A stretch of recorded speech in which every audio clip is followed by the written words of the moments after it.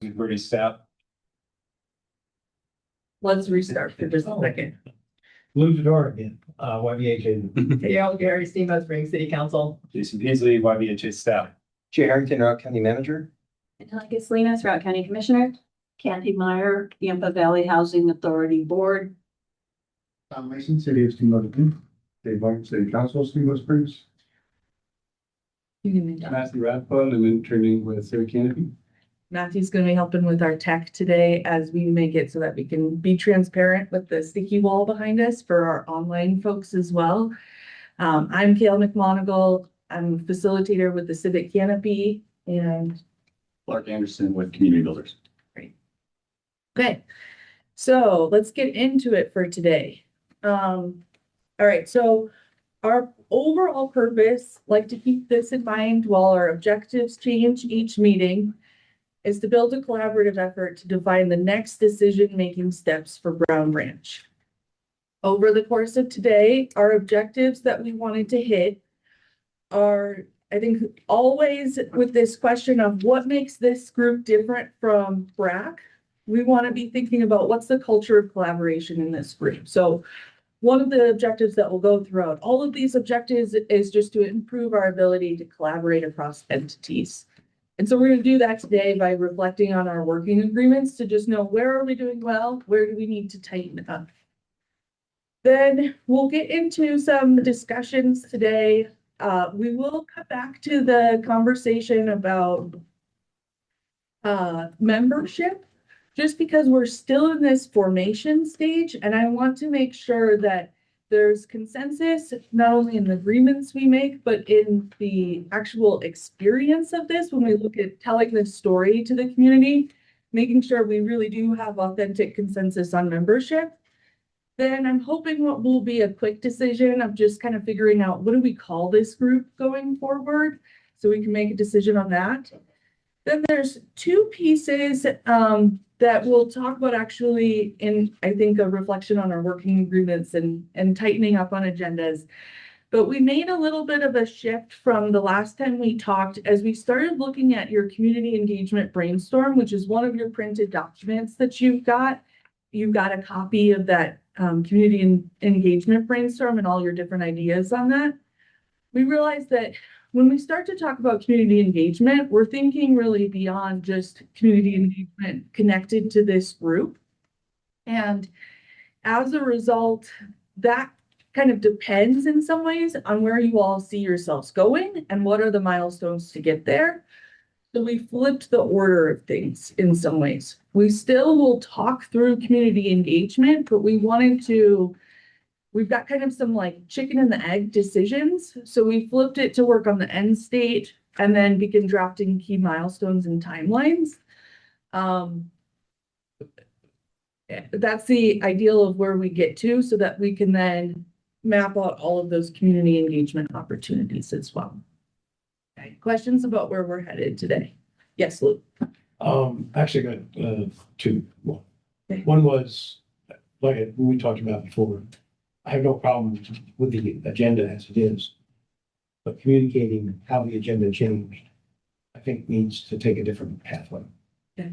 Okay, and since community engagement is a big deal, it requires communication. This is, I don't know, what did the prison warden say in Full Handbook? What we have is failure to communicate. Okay. Okay.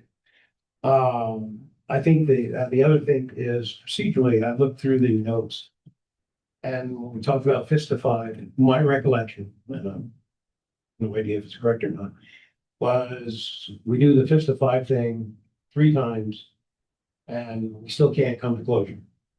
Then I thought we'd take a vote, but that's not in the notes.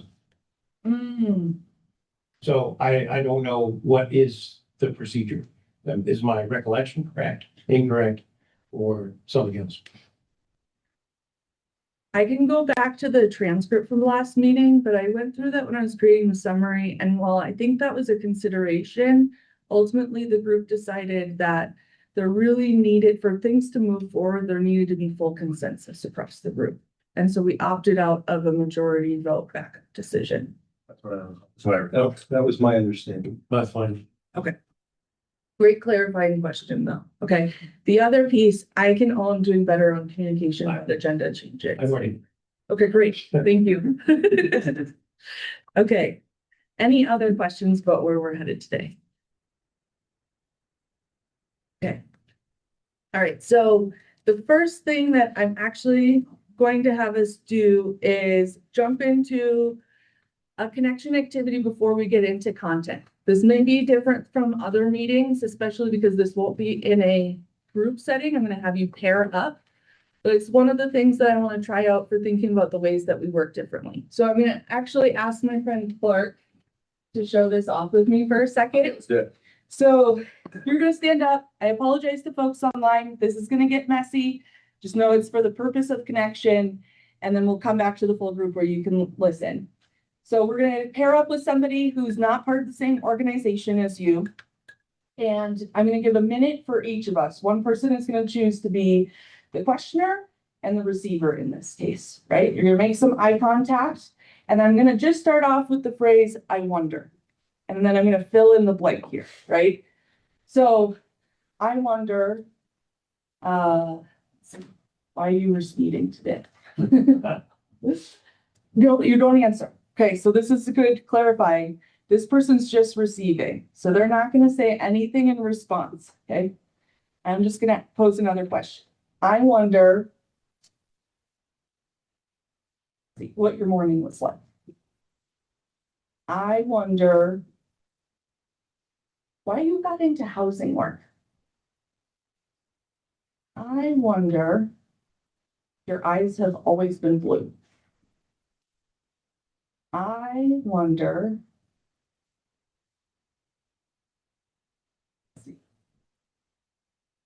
What are the worries on your mind right now? Okay, feel like you got the general gist of what we're doing? so this is just random questions. Just random questions. You're just exploring with curiosity about the other person, right? Because what we're doing in here is what is present in this room oftentimes is a lot of assumptions about each other and a lot of assumptions about what the other person is doing, why they're doing it. So we're going to flip and go into the totally opposite and just see what this experience is like. You might hate it, and I'm going to ask you to do it anyways. But you're exploring curiosity, and then we're going to reflect on what that experience was like for each of you. Okay? And I'm going to give you 1 minute for each. So go ahead and stand up, find a partner, and we're going to go into this for 1 minute. Right. So if you want to wonder. And do we have to write them? How are you, sir? Good. You want to go first? I'll let you go first. Okay. Yep. One all the time. Go ahead. Yep. I would say this is gonna be. And I wonder, how did you come to be manager of Rock County? And I wonder what you think the future of Rock County is gonna look like in 5, 10, 15 years. I'm gonna do that too. I wonder I what do wonder. you think this was. This is, you know, I wonder what you guys are doing. You're doing great. so it means a force. I wonder.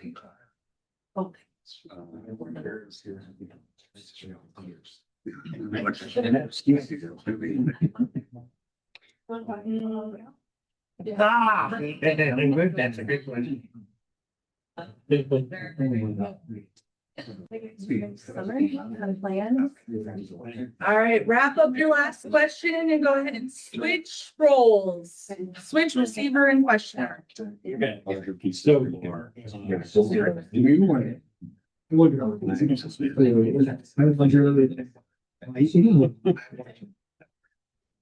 Well, I wonder.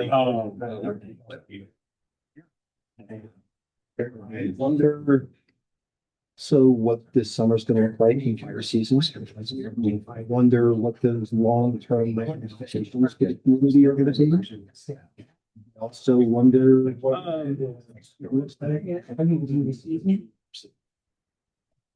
This Wonder. to us and. Oh, great. I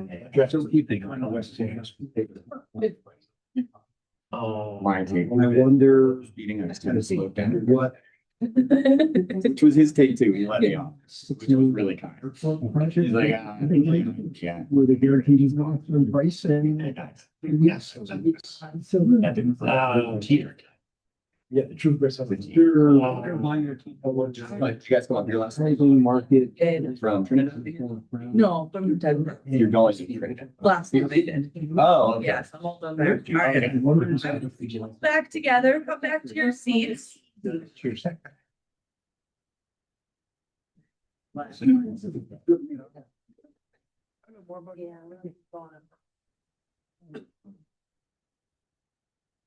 All right, so go ahead and tell me a little bit about what was the experience like of being a receiver of questions?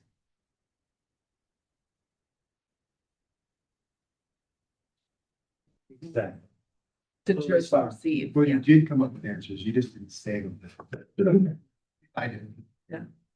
Well, yeah, like it would be the answer. Stop listening. To the next question. Yeah. Curious about the questions that we asked and what was, and kind of what was gonna go, like, okay, right? Yeah. Uh-huh. Were there any questions that you thought were particularly interesting from Lou?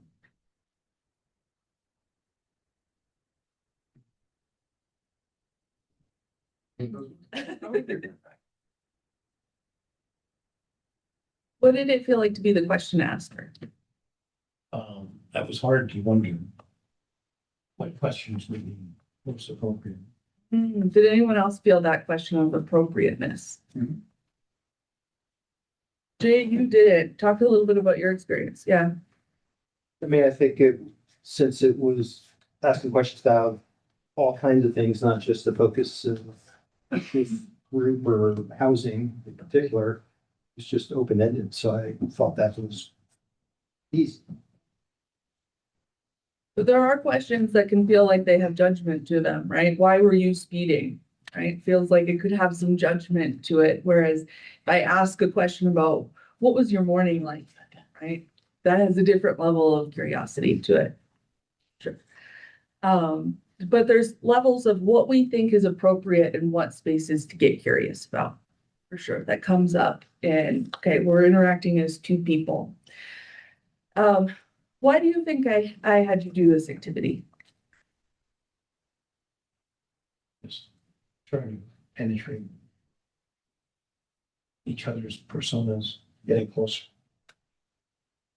Trust is hard in this space right now, right? But there's a different experience where we have to look each other in the eyes for a second and just hold some eye contact and wonder rather than have answers for each other. You also are all in leadership position. Leadership positions often are relied on for having the answers, right? So you come into these rooms with positions. If we're going to be able to do stretch collaboration, we need to be able to lead with as many questions as we do have answers. And so this is just practicing this muscle of how do we step into curiosity. If I say the crass version of why I had you do this exercise, it's that the fastest way to not or to avoid road rage after somebody cuts you off is to think to yourself, gosh, I think they really had to poop.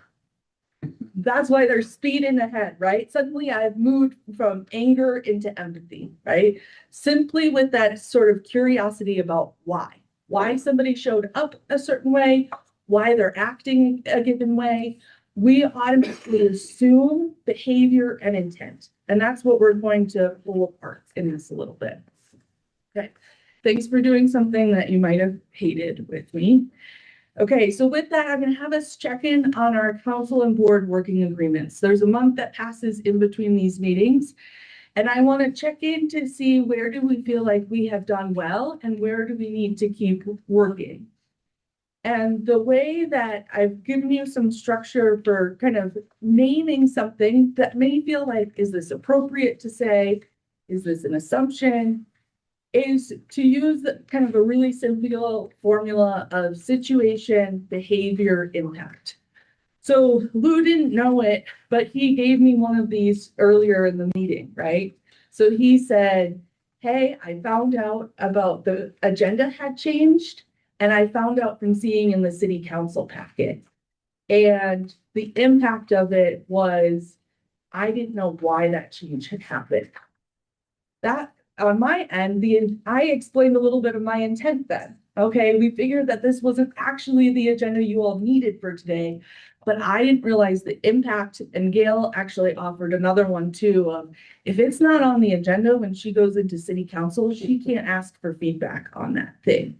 So if we change up what the agenda is, it goofs up her ability to be able to seek input from her city councilors.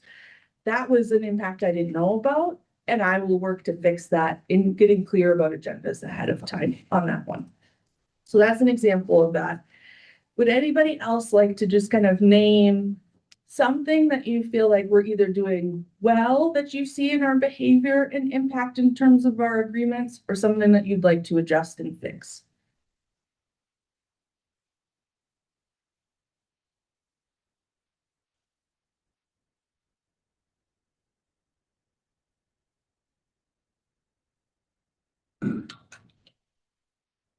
Sure, if this is the right time or position to put this in, but are we supposed to be, or should we be seeking input from like the rest of our constituents, the city council or the rest of the county commissioners ahead of these meetings? Or should we just be reporting about these meetings to them? To me, that trying to get input ahead of these meetings when we don't even know. Seems like we could be muddying our own waters. I'm not sure if that's what is the right time to talk. I think that's a question about process, but we can talk about it here. And I'd actually put that up to the group of what do you all need for this group to be effective? Do you need to be able to have the opportunity to get input from constituents beforehand or report out after? Yeah. I'll respond back to that if that's okay, because it kind of follows up on the conversation and maybe a little bit of a clarification in terms of, what I mentioned about the agendas is, from my perspective, and subject to the rest of the group, one of the ways that we'd be transparent and we'd be accountable is that everything is on our agendas, right? Certainly from a city council perspective, and I think we've taken the step of saying that about post meetings, we'll have council reports and we'll talk about it. But from my perspective, I would really like to be able to get things out in advance. And that's, to the extent that when this agenda kind of changed and came out, it's like, okay, we don't have a council meeting, so we can't get that out in front of the community beyond what is printed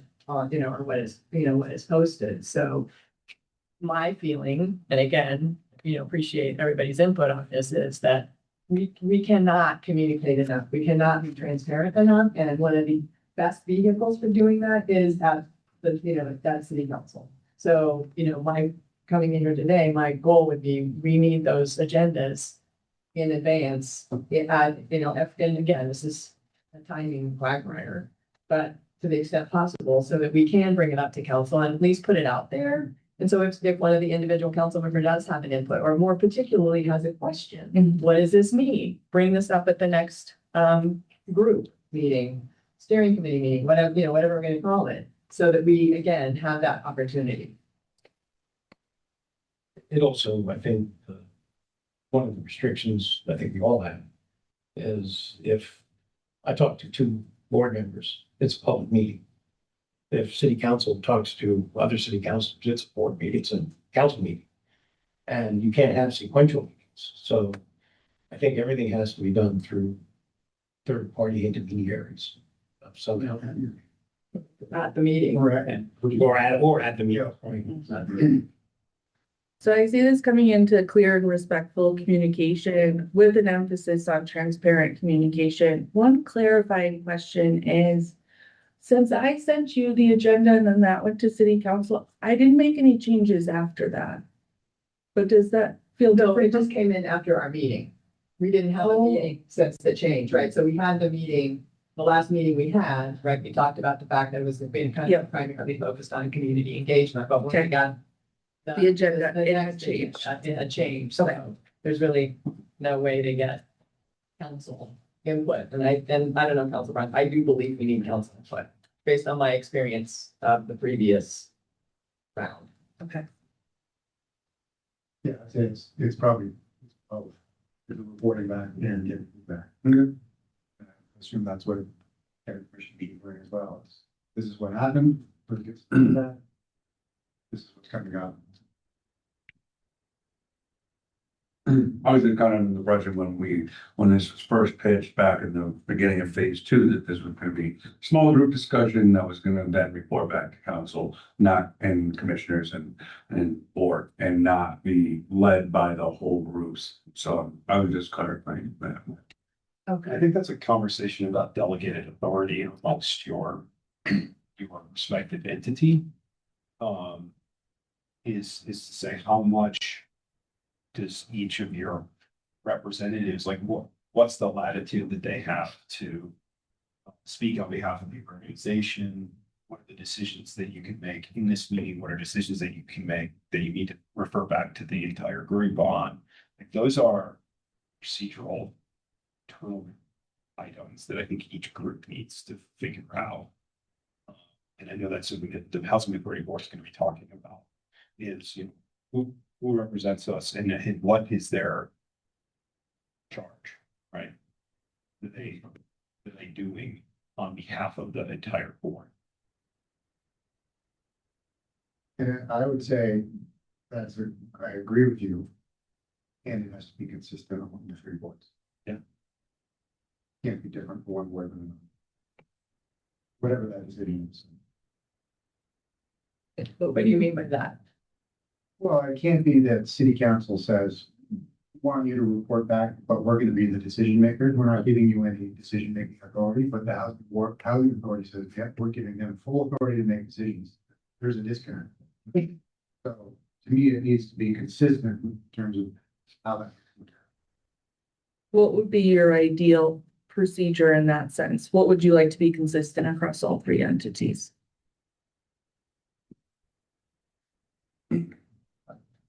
I mean, my hope would be that each entity would give this group pretty significant decision making authority.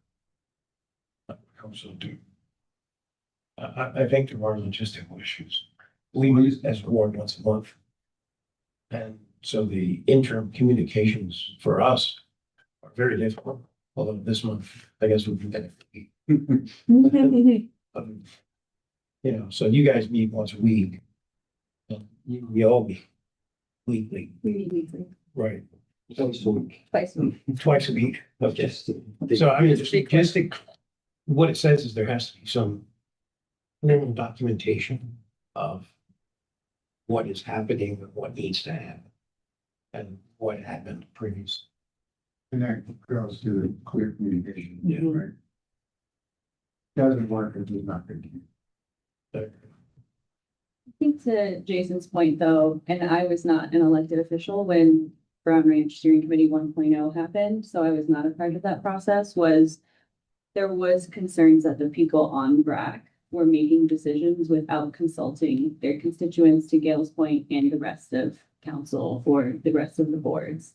And so that definitely was an issue that I think we all heard throughout the community was, well, it's just them making the decisions, but they're not actually reflecting what the broader boards or committees actually want. So I think there has to be foul lines, right? There has to be boundaries of here is where your authority lies, but anything outside of this, you need to go back to any decision that is, X, Y, Z needs to go back to your bigger boards, because while I do hope that this group has some authority, we saw the problems that could lead to. Sorry. And there might be a setting where you could turn off sound for new members. Yeah, I wouldn't look at excluding the boards, but I think if you're reporting back and then asking for input before and after every meeting, it's gonna get really clunky and cumbersome. And I think, different interests will come out if the trust factor of having people that are negotiating at this table on behalf of the entities or on a broader, I think the mistakes that were made in the first rack can be fixed in this one. Because nobody's gonna look to be in that position.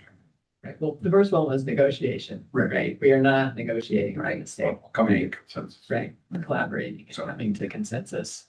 And it is about, it also, I mean, I understand and appreciate the delegated authority.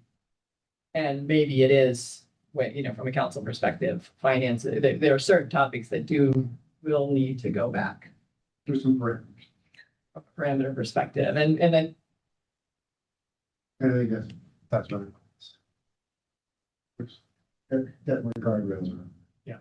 But I think it's useful to define what that is. yes, For the purpose of everyone here understanding.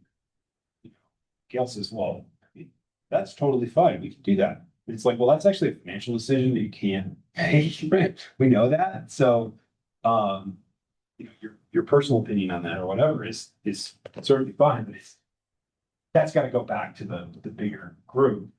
Or there's something that we know you have delegated authority, you and Dave, to make a decision, and Tom to make a decision on, be like, we can do this, and we can move that forward.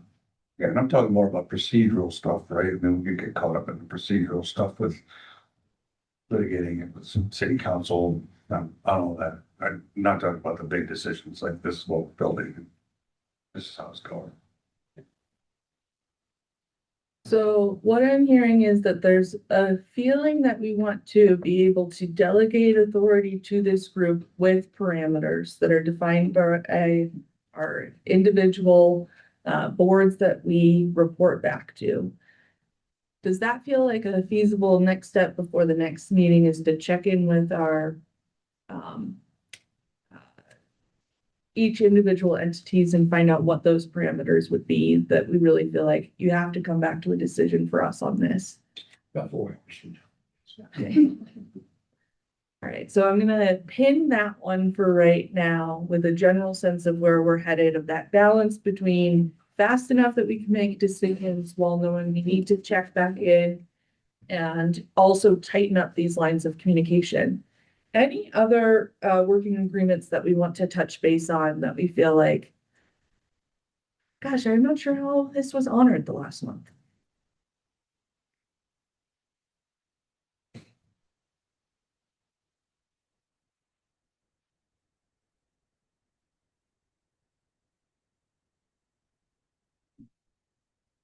sure I have a good example, but I mean, I think when we talk about work together towards shared goals, I think maybe part of the problem, part of what we're struggling a little bit with now too, is just the shared goal, right? I mean, in the sense of still, I mean, we're still kind of figuring out who's sitting around the table and what the shape of the table is, and as opposed to, you know, what are we actually here to accomplish? Mm-hmm.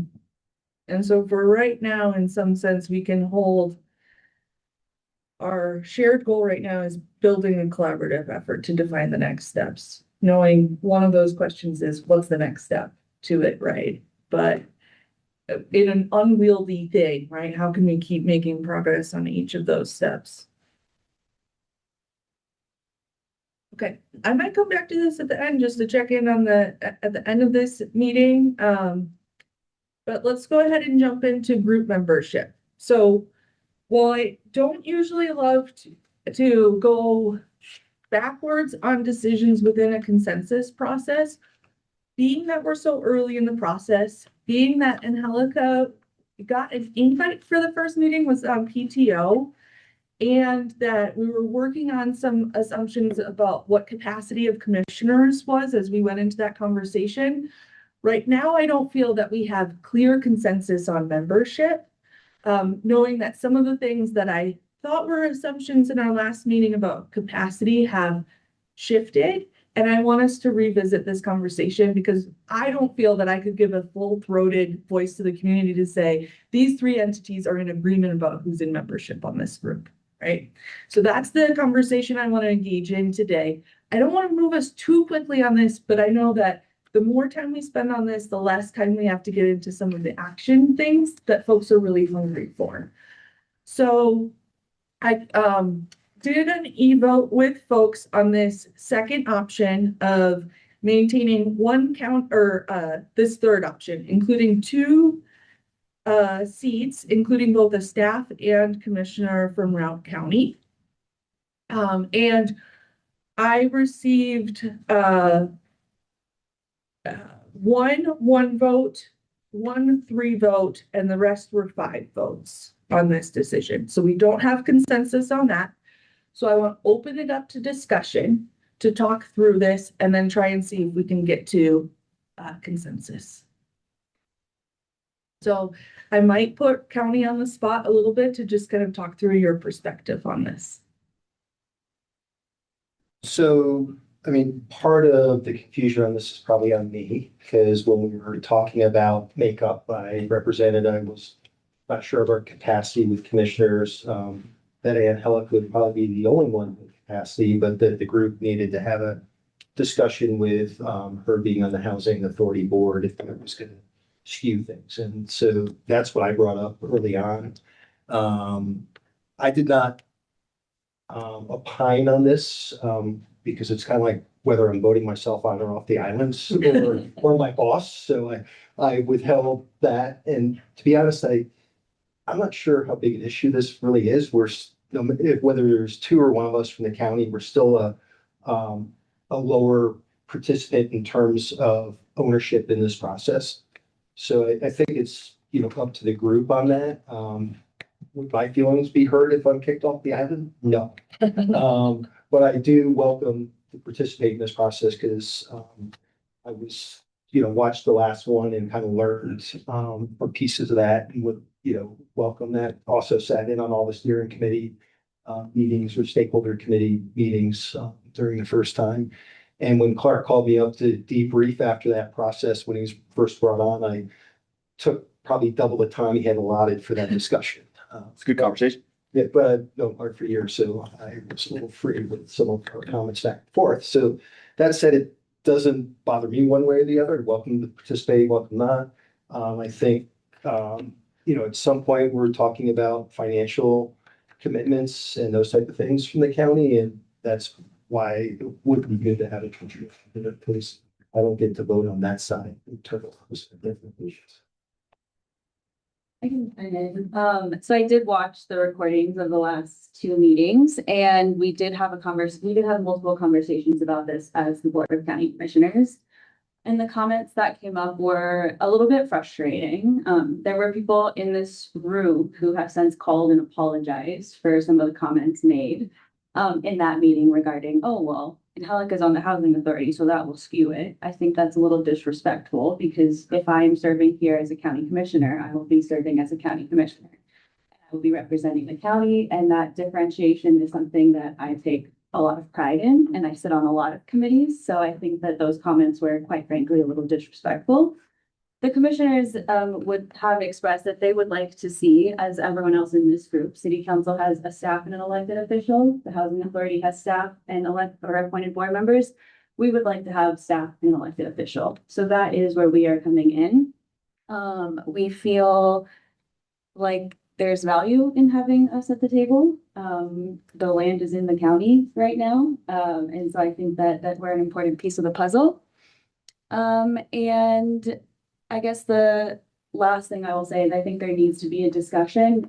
I know that Councilmember Barnes was the one who voted the 1, and so would love to hear why that happened and kind of open it up to the group to say everyone else is at 3 or above or 1 3 and then everyone else was a 5. So would love to hear openly your thoughts. Okay, twofold. One, there's no disrespect meant, for being that, but I think it'd be very hard to be a voting member. And if there was something that was skewing on the Housing Authority side, that it could be seen from a public perception that the Housing Authority had more representation. So to say that you're just here in the capacity of the commissioner, I understand. So there was no disrespect meant, but I think that's a legitimate concern, not only from the public's perspective, but also from the city's. The whole city feels that way. Feel that way? Now I'm talking, I'm not trying to put you, No, I just was clarifying because you said from a city perspective. So do you feel that way, Tom? I was the one who voted 3. Okay. I can live with the decision. Okay. I voted 3 because primarily of public perception. In my view, perception is reality. This project, in some respects, is kind of cursed and has been for 20 years. And there's just this perception, whether it's real or not. So I think we should have staff and commissioner on this. My only feeling was, is there going to be a public perception that you're on the housing authority and seated? I don't know. That's why I voted 3. I can live with it. I'm fine with it. I just raised that as a little bit of a red flag for me. But I'm willing to move forward. One thing I want us to separate as we have this conversation too is for governance purposes, it's gonna be helpful to talk about things in terms of seats, not people, right? Because Jason's seat will be vacated and a different person will go in there. This group doesn't want to revisit this conversation every time a new person comes into that, right? So we need to have governance that's based on seats that we feel like can be honored and feel fair over time. And so I just want to separate that out because Right, I think your question is not whether it's Angelica on this committee, it's whether there is a staff member and a commissioner on this committee. So that was my question to Councillor Barnes, is why he doesn't want a commissioner on this committee, not necessarily me, because. Because of the dual role of sitting on the housing authority board. That's the only reason. So I'm happy to change, so it is to me. put this all to bed, I'm happy to change my vote. I mean, limited, I'm happy to change it. I mean, I'll tell you my view, why I voted 5, and I did.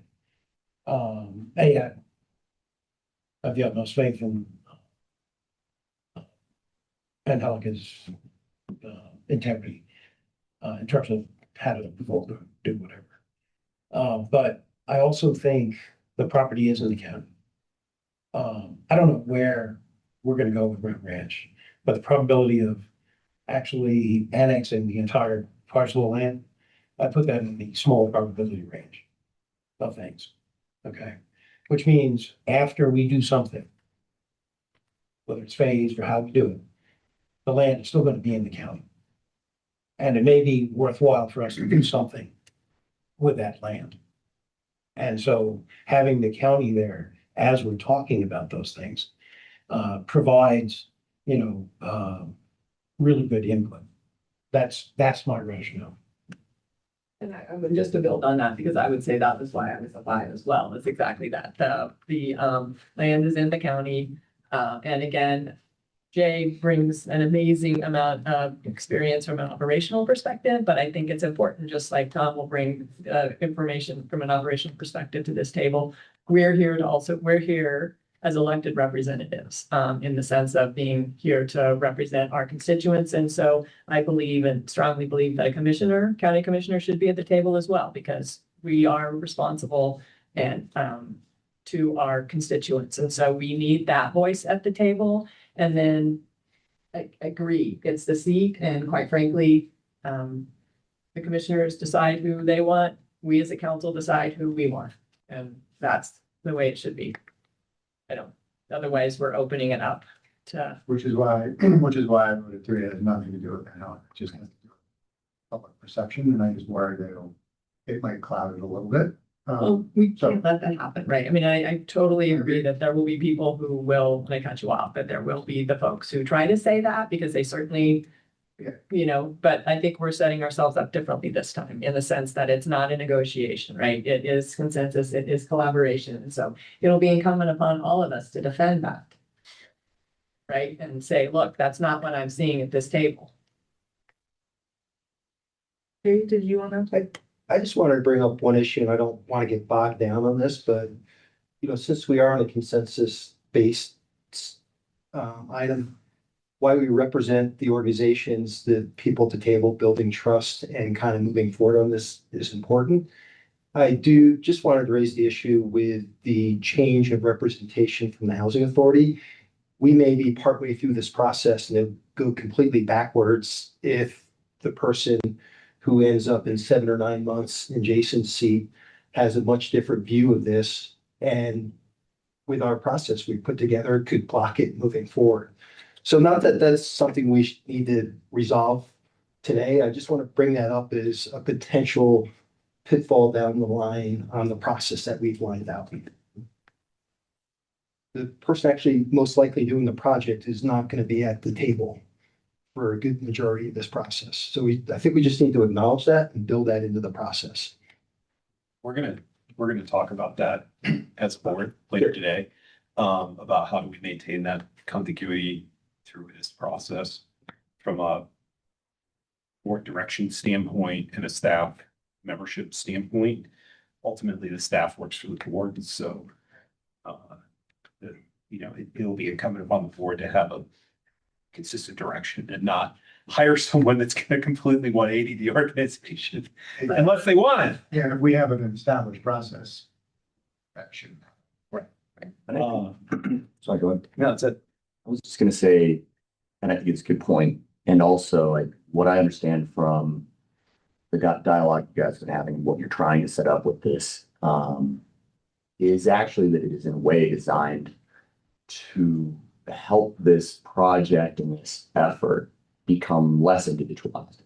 Because in a lot of ways, if you go back and read the situation assessment from the original effort or our interview and others came from or went to, it did become individualized as part of the sort of positional nature of it. And part of the dynamics you guys are talking about in terms of the public impression, as well as the ways decisions were made, like many of the things we've already talked about this morning were, if you kind of like clear everything away and just like look for the leftover residue, there's a sense of sort of individual actors engaged in something that for the community felt bigger than that. I think you made that point well. So I think it's good to sort of look at the balancing of those 2 points, and hopefully if we can set up this structure well, and I think it speaks to the value of the time you guys are putting into it. Hopefully it overcomes that dynamic. It doesn't mean it's not a dynamic that matters, but if you guys do this well in the future, people won't look at this as Jason's project or whoever's project. It will be something that was delivered through a collaborative effort among different entities that had a shared interest and work together to make it happen. So with this, one thing, well, there's 2 things that are just process pieces that I want to touch in. As we start getting into that discussion, interruptions started happening. And just so you know, I'm going to stop that going forward so that we each have time to both listen and speak. The other piece of this is what I heard you say, Dave, is let's put this to bed. I'll change my vote. What I don't want in a consensus process is there feeling pressure to agree, right? In order for this process to feel fair, it can't feel like because I'm the outlying vote.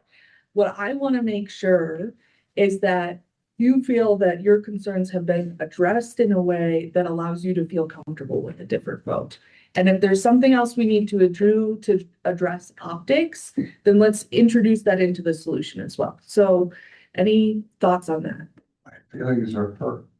Your feelings are hurt? No, I'm happy to embrace, now at the table, voting on one, the e-vote was, I'm not gonna say knee-jerk reaction, but I was like, that's not what we talked about at the table. So, I'm not gonna vote for that. I'm happy to invite her into the room and have her be part of the discussions for sure. And I'm more focused on the end product than this process, so. Okay. All right. So I'm going to just have us take a formal vote on option 3. Yes. Can I just ask one more thing? Yeah. So we heard you, I heard you, and so we'll need from you the input in terms of how, as we go through this, make sure that we don't have that perception. That is the concern. Right, that why. Well, I don't think it'll be I don't think it'll just be up to how it looks optically, but I am not challenging anybody's integrity, so I'm happy to change my vote. I don't feel pressured. Okay. And so then what I hear you saying is as part of this decision, each of us has a responsibility for communicating out this decision in ways that say, we made this decision to do things by consensus, to have representation from all entities, and we're starting off a different process than last time, basically to get ahead of some of the optics pieces. That's Or right. whatever we need. To make sure. I think to Gail's point is, we don't want to leave this room and say, well, YVHA just got another board seat on it, even though I don't want, right? Like, we want to leave this room with consensus and talking the same language. And caveat with the understanding that there could be that, potentially that perception. Right. So let's do what we can together to stop that. Sort of like negative space of everything that we're talking about is that like there are impacts of this decision that go beyond the city of Steamboat Springs. That impacts, even just across the street, right? Like this imaginary line that we draw. It's the boundary between Steamboat Springs and Route County, like acknowledging the fact that this decision has ramifications that impact the entire county. That's why we want to make that table. Is I think a better way of describing why we're making this decision, right? Acknowledging the fact that there are people that live in Silver Spur that will literally be across the street from this property. And they're county residents. Like that, there's impacts to the county. That's why they should have a seat at the table. All right, let's go ahead and take our vote at this point on option 3, increasing to 2 seats, including a staff and commissioner. Give me your fist 5 on 1, 2, 3. Okay, great. We are going to move forward. All right, so now in future decisions, you will vote. Okay. Oh, and well, you watched the recording, so you know the fist 5. Great. Okay. Next decision, group name. So what we did as a project team that includes Brad and Emily from YBHA, so we generated a whole list of possible names for this group, as well as worked with a communication contractor hired by the city as well to think through this. Basic idea was this feels different from BRAC, feels different from steering committee, and so it needs a new name for a new start. And so just to quicken conversation potentially, we have a proposed name here, but we have some other possible names. And so I want to just get a first temperature check. And then we can start some discussion if needed on fist 5 on the proposed name Brown Ranch Joint Leadership Team. How does that feel for you all in terms of? What if we have a question? Okay, yeah, go ahead and give me a clarifying question first. Yeah, one, or Yeah. if you have a question. What was the discussion around continuing the name Brown Ranch? It's a good question. So I don't know, that's my question. Did we evaluate actually keeping Brown Ranch? yeah, we did think about that and thought about, does this become like a Steamboat, but then it feels overly vague or not descriptive enough to the parcel at hand, but we did receive that feedback quite a bit in the last process that we need to move beyond the language of Brown Ranch, so that mix of being descriptive enough while also changing connotation, I think is the challenge you've got here. So should we talk about that? I mean, is this the urban growth boundary team? I mean, oh, no. Very compelling. Free branch? I mean, is there a tie to Brown Ranch, the name for either the donor or the legacy of the family, or? I mean, we named Brown Ranch in acknowledgement of the brand. Okay, great. Very grand. City brand. Especially with Steve passing away right after we purchased the property. Bidding. We're not. Say we have any like major tie to that name.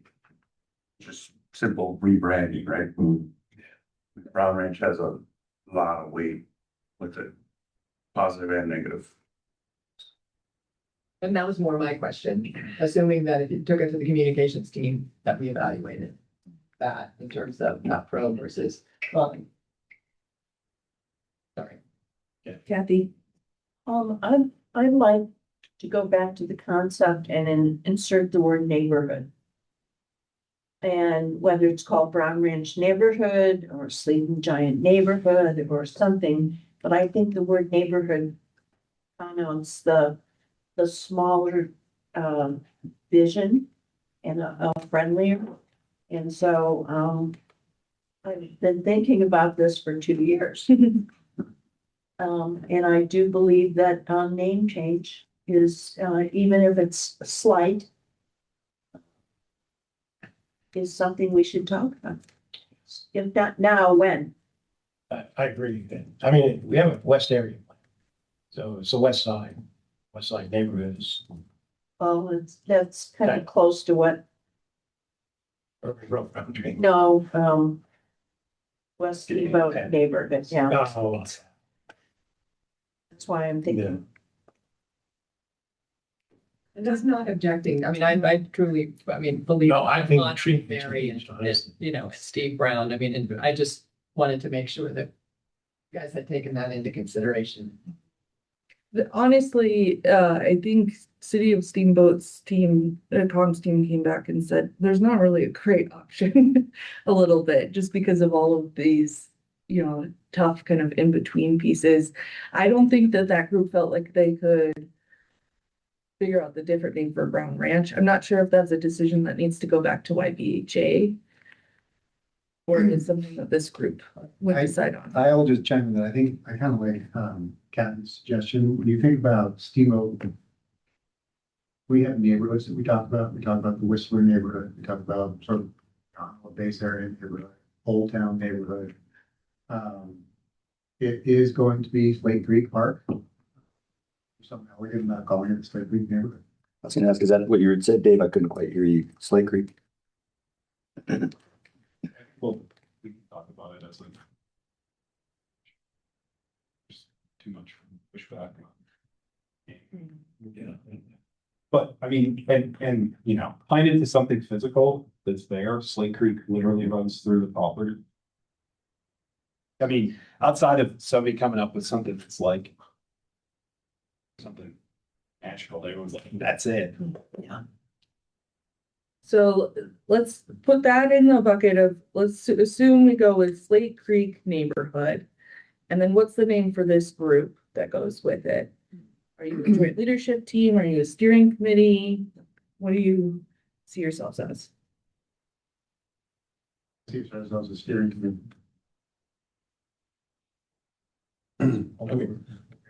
I think it sounds like steering sounds like it's open to ideas and input versus being leadership. Like strategic or like steering or planning better than leadership as well. Okay. One question that sometimes, even when we're sort of designing agendas or thinking about these types of communications, there's sort of a set of like objective goals, and then there's what we think of as sort of experiential outcomes. And one way to think about this is, what's the sort of experiential effect you want the name of this group to deliver to people? When they hear it, what core ideas do you want people to think are at the core of what you're doing? Is it about guidance and steering and, governance? Is it about partnership and collaboration? Is it about, progress? You want to just maybe think about those things without overcomplicating the work here. But ultimately, as we just talked about a moment ago, and I thought that was really interesting to see you guys kind of land in a pretty cool spot. How we talk about things is important, and the feeling people have when they hear words. So, and it matters. So thinking about what you guys want to come out of the sort of, to be expressed by the work you're going to be doing together. SC squared. Slate Creek Steering Committee. Oh, man. Catchy. Got a calm background over there. I also think the word joint or something is important, right? Or it's kind of Joint or partnership. partnership, maybe it's some word that connotes that. Slate Creek Partnership. Like a developer. Yeah, that's exactly what that sounds like. And that's what we're doing. Yeah, that's true. Good point. What happened? Slate Creek Steering Partnership. Planning Partnership.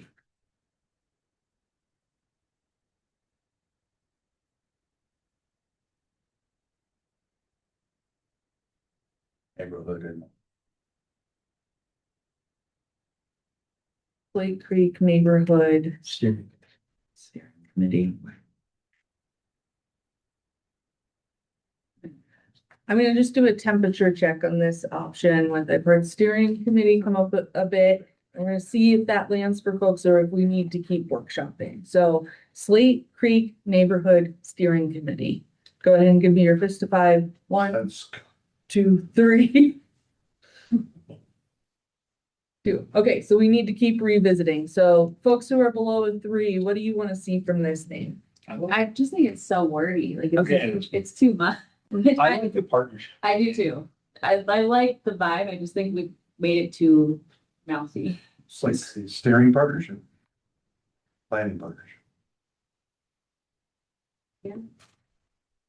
Anything that's like 4 words or less. We can like get our burn. SCPP. Yeah. Slate Creek. But if we take out planning. I like that.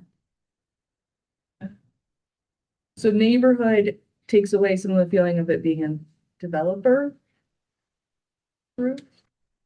Softens. It makes you think it's gonna be for folks.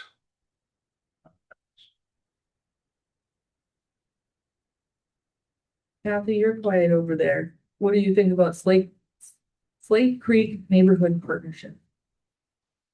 I like it. All right, let's go ahead and do a fist of 5 on that. Slate Creek Neighborhood Partnership, 1, 2, 3. All right, Gail, give us your 2. So just help me how we can, and just help me perspective, right? As we're kind of rebranding or thinking this through, I mean, how do we roll this out? What's the why in terms of choosing, you know? I think everybody will understand rebranding. Anybody who's in tune with it would understand. What's your, But yeah, just, just like a Creek Neighborhood Partnership, I don't, Sounds a little corporate. yeah, that's, I'm having a little trouble with that. I mean, because it is, thank you. Work to change it to collaborative to get at the idea, like the Slate Creek Planning Collaborative, Neighborhood Collaborative. Those seem to be the two ideas. One is oriented around an outcome, one is oriented around a process. Again, think about this group's work. Right. But if you guys like the idea of partnership, I like Slate Creek Planning Collaborative.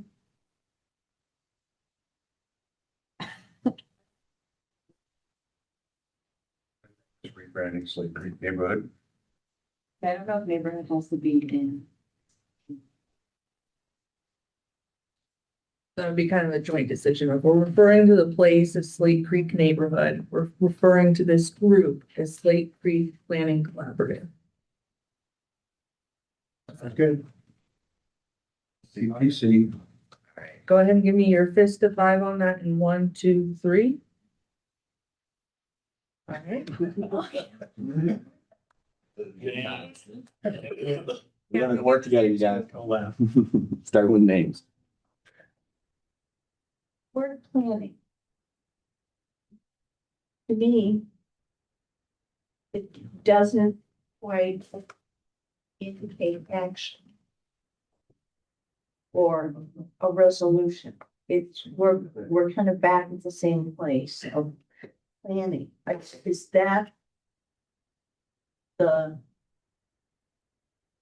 that the goal of this committee, is to just plan? So I liked the collaborative. It might be Just Slate Creek Collaborative. I mean, I guess if I'm flushing through, steering committee, I don't feel like planning to me, like you're steering, you don't really have an end goal. So to me, it's kind of similar, and I think one of the biggest, like points of contention with the first round of this was, I'm not saying I agree or disagree with this, was there's no plan. Yeah. You know, and we haven't heard a plan, and I mean, I read a plan, but the community, that was a lot of what we heard, right? Like, where's the plan? And so maybe this is a way to address that of like, we have this whole planning collaborative, we're gonna have a plan for you, community, don't worry. So maybe that is like a way to kind of address some of those things that we heard the first time around with people who were concerned or groups who felt like there wasn't a well thought out plan. It's like, hey, we heard you the first time, and that's why we're making this planning collaborative this time around.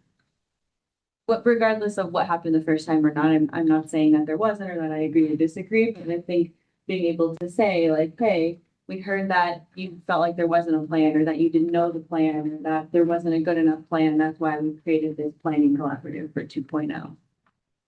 It's gonna be some type of plan that gets brought to the community.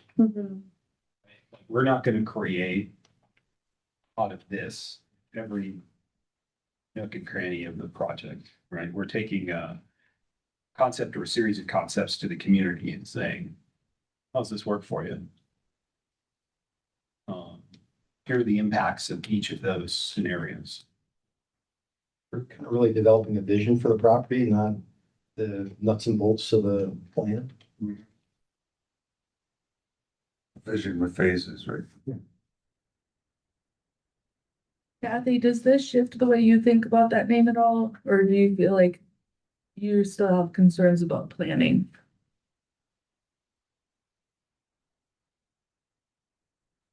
If the focus is on plan, a plan, then call it plan. If it's planning, then it sounds like another planning commission.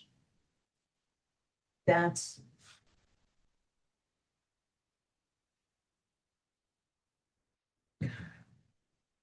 Or plan. As a guy who runs a nonprofit that does planning, I know the concern you have. People like, oh, more planning. So at the same time, I just say that in jest mostly. I hear what you guys are. I think we have 3X planners. Yeah. We're all sweating a little bit. Or 4, actually, to be honest. Yeah. Maybe at this point, are we close enough that we want to return these two options basically to our comms teams? And just, because they're gonna have to do the extra stuff around the name too. And we just have them weigh in on what they'd like to see there. I'd like to ops people weigh in on this. I mean, it's their job to be like, oh, you guys are idiots. Can't believe you just came up with that name, right? Like, could you just talk to the experts? So like, I think maybe worthwhile to take it back. We can pick this name at the next meeting. I would advocate that this group is more than just developing a plan. Our ultimate goal is to create a neighborhood out there. So let's call it that. It's like Oh, I neighborhood collaborative. I think we can vote on like Slate Creek neighborhood. Is everyone good with calling the actual like project that? Maybe we do like a vote on that. Let's go ahead I and like that name. name for the place, Slate Creek Neighborhood. Fist to 5, 1, 2, 3. All right, great. Cool. Sounds good. Voted yes. The first one. Progress. Hey, it can feel a little bit ping-pongy to go through the consensus process. It is important, though, that folks feel comfortable enough to give a 2 if they feel a 2. That is an important part of this process, and that it's happening in the room, not outside the room. So even though it can feel like, okay, that is a success in getting through consensus processes. All right, so we're gonna bring that back to comms teams. Yo, can I make one Yeah. just quick reflection? It's useful sometimes to hear what you guys said it isn't gonna be for this group. The idea of things like leadership and, you guys moved away from terms that orient around the idea that like, it's all down to us. You oriented towards terms that are about working together. And then there's an interesting place where you're trying to figure out like, how do we use a word to describe this action we're trying to get to and how action oriented versus like process oriented. And even though we all know those are interrelated. So I just think that's useful so that we can bring back to the comms team clarity on like what we don't want is this. And then the other thing I think you guys oriented towards is a real orientation around place and a place-based idea, neighborhood focus, which speaks a lot about scale. To Dave's point, it speaks about an idea of something that's local and community oriented. So I think that's important for you guys to hear and think about for, the reporting out, because it speaks a lot towards outcomes too. The words map, they really do. Great, Clark. All right, so now we're gonna shift into the end state we're headed towards. And I'm gonna have you grab your index cards at your table. And go ahead and, you've got pens there too. And we're gonna start with just individual reflection on what we each see as the end state. So this time around, we're working toward blank for Brown Range. And I intentionally put your blank for this sentence in the middle of the sentence, so you have to keep it short. We're thinking really big picture, right? We're not thinking about all of the details, but I'm thinking in a general direction of, are we headed towards an annexation proposal for Brown Ranch? Or Slate Creek neighborhood. Or Slate Creek neighborhood, thank you, Brad. That's gonna be like a little buzzer that I've got, like rubber band to remind myself now. I can do it. Yeah. So, yeah, we're gonna change it to Slate Creek Ranch. Not ranch, Slate Creek neighborhood. Okay. Maybe around the.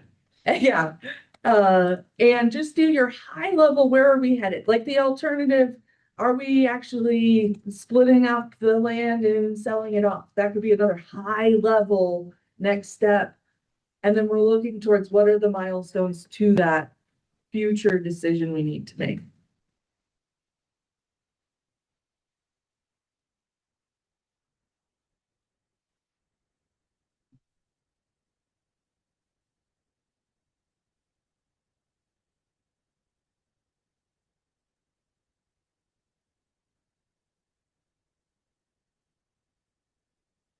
Yeah, that's no. Yeah.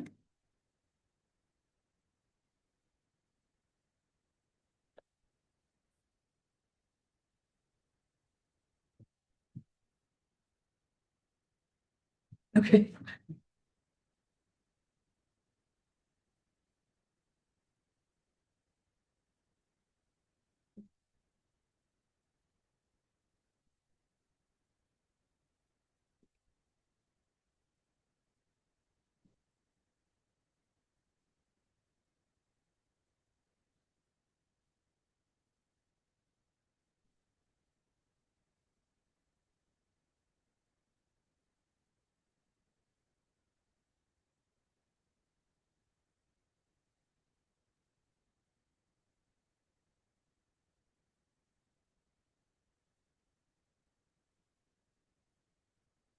Got you, Clark.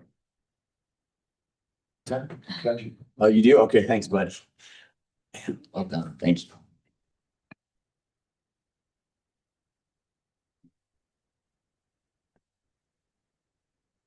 Fascinated to know what I was doing wrong. Probably wanted. So that's part. Like a lot of spaces. Yeah, that's what I was sure. It taken them like 10 minutes to figure out how to get in. Thank you.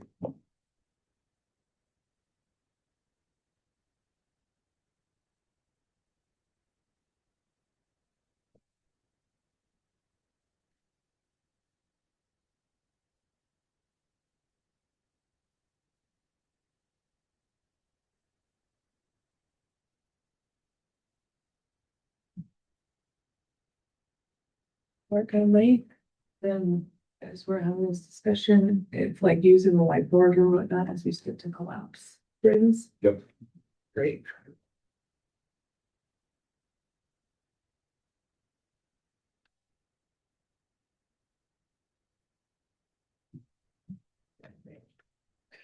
Okay.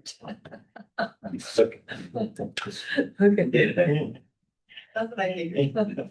3 minutes.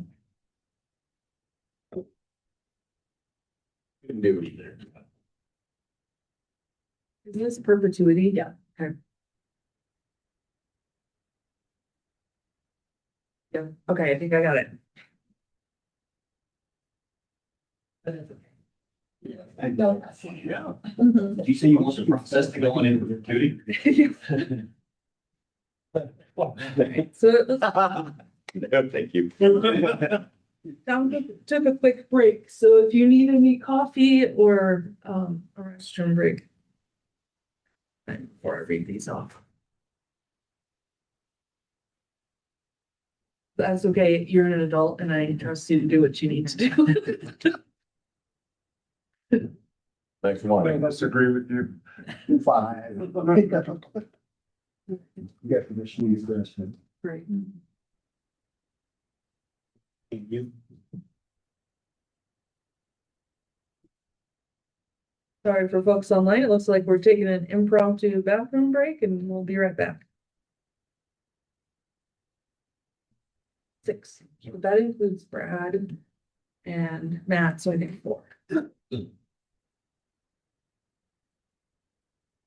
Brad, what do you think of the name? Oh, I like it. I also like that webcoms come up. There sounds like they have one word. They get that one word. But they gotta figure out what that word is.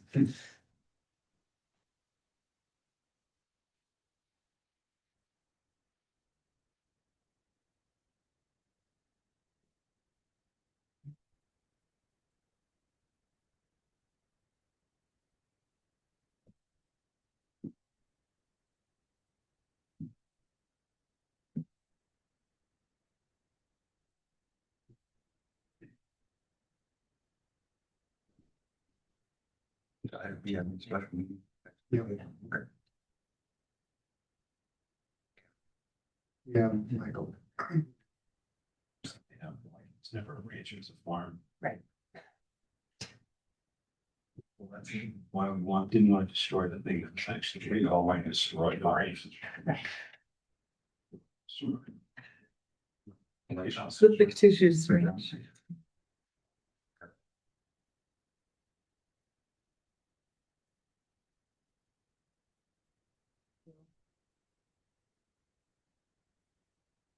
Person.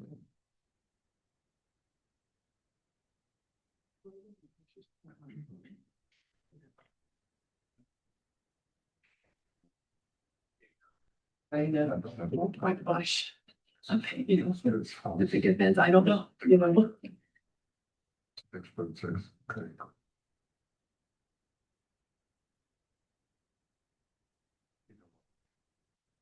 What's our story? Let's stick to it, or I really read this.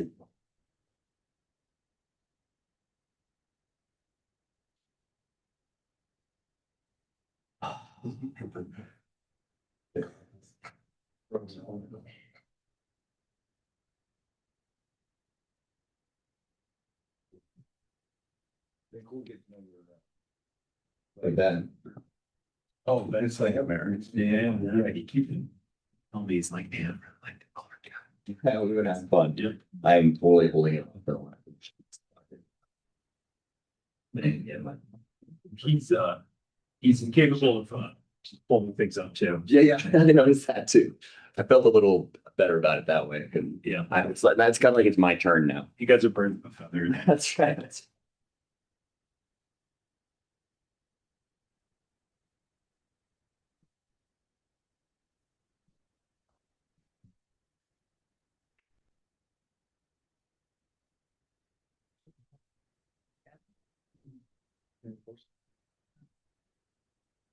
All right.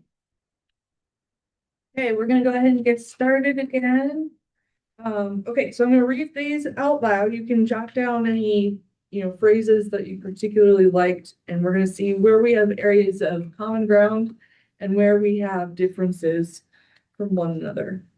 So this time around, I feel like I'm playing Boulder Dash, if anybody's played that game. Figure out what the real definition is. So this time around, we're working toward a phase 1 neighborhood annexation proposal of a scale the public will rally behind. This time we're working toward home. homes. This time around, we're working toward a phased affordable housing development that allows rapid implementation.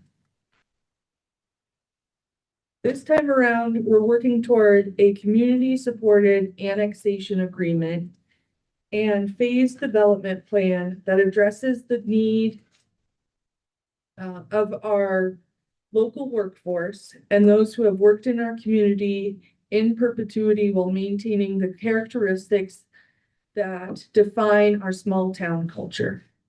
I'm gonna do that one more time. That was a long one, and the in perpetuity is supposed to be, right? I probably have that in the wrong. Yeah. Welcome, Fran. I think I already gave it up.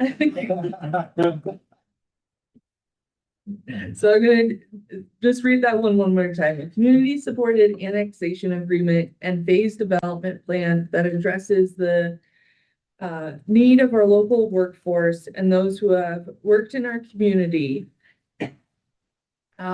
in perpetuity while maintaining the characteristics that define our small town culture. This time around, we are working towards success, a neighborhood which is vital, active, and full of our members of our workforce. This time around, we're working towards feasible, affordable neighborhood development. This time around, we're working toward a small, well-planned neighborhood so the community can see success. This time around, we're working towards successful annexation of half to a fourth of the land. So that's all the different thoughts here. I'm going to start off with discussion. Just what did you hear so far are areas of common ground that we see in our end state? Cool. Okay, did you say phase two? No, I said success. Okay, success and phased are two words. So, and I think along with success, I heard like feasible in that sense of like what can be accomplished. Okay, acceptable, phased, success. Affordable, and I heard like actual homes. People are like implementation, we want homes, like this time around, we want to see stuff. Neighborhood implied. Okay.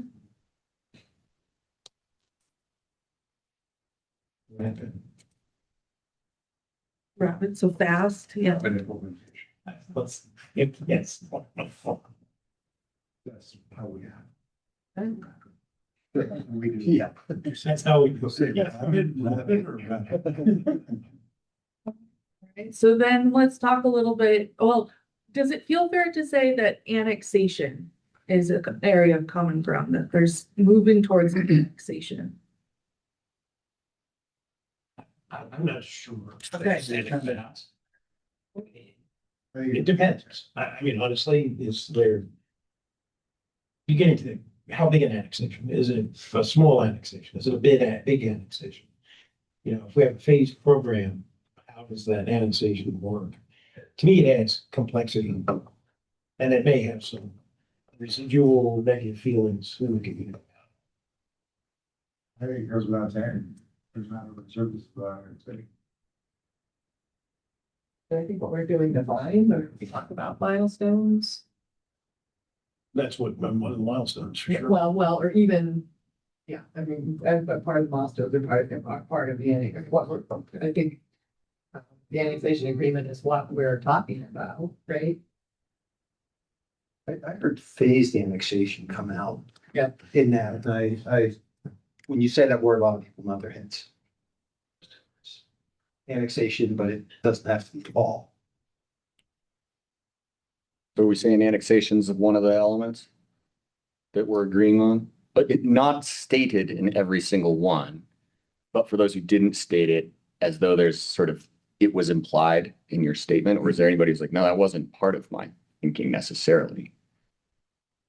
I know Lou brought, Would it help to say phased? Yeah, I Phased think annexation. the other previous annexation wasn't phased, but the program was phased. So there is a difference. So in this case, shifting the phasing away from, Because you could do a small annexation. Period, No, I agree. and not even worry about the rest. So it's phased development. Maybe, Well, isn't one of the questions though, do you annex the whole property and just do a phased development? Right? I mean, Or you annex just a small piece and worry about the rest later. We talk more of a scale annexation. Scale. Scale, that's better. Right, one sort of logistical question from planning side. If you annex the whole property, then does it have to be zoned immediately after annexation, the whole property? Or Or have to have some zoning, but you could develop a holding zone that wouldn't allow development. So that was the important that's what I service. understood. I guess, and not being one of the planners around the table, or the people who has the extensive background in planning, I don't know what the trade-offs for, 6-7. for doing that, right? I mean, in terms of, as we talk about a phased development versus if you want to, what, what's the trade-off of annexing in the whole thing versus only annexing a part of it? I just don't, I don't know that I can make, I don't know the, I suspect we'll have lots of opportunity to do. right, so that's my hesitancy about putting that in our wording. I mean, wasn't that the TND? That's the zoning. traditional neighborhood development for everybody. Yeah. I mean, because I know planning spent a lot of time messing around, Red is part of it. Yes, is anyone in this group against annexation? I'm of the mindset that,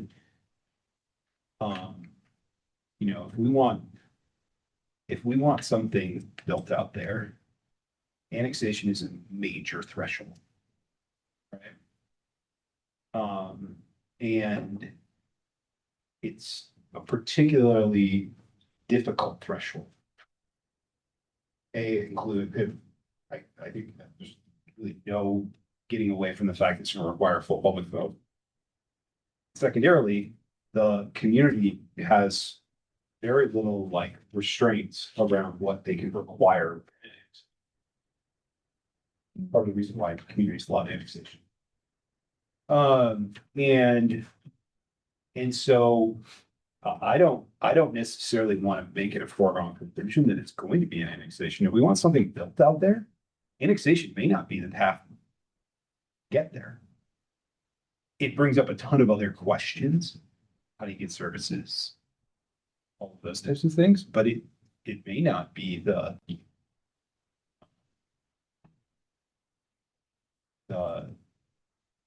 only path to developing that property. To draw out your point, you're suggesting that it wouldn't necessarily have to go through the city. It could potentially, as an alternative, go through the county. Has to go through the city. It could. You control the It utilities. could go through, we'd have to have an agreement with the city to get water and For sewer. a service extension. For service extension. So like you could develop on it without annexation if the city agreed to provide utilities, water and service outside of it being within city limits. So Jason is correct, but we would need the city. Like we couldn't just build in the county because of that lack of infrastructure. So you could right, which is not affordable housing, right? So if we wanted to build something else, then we could look at that certainly through the county, but we'd still have to enter some sort of agreement with the city for utilities and water.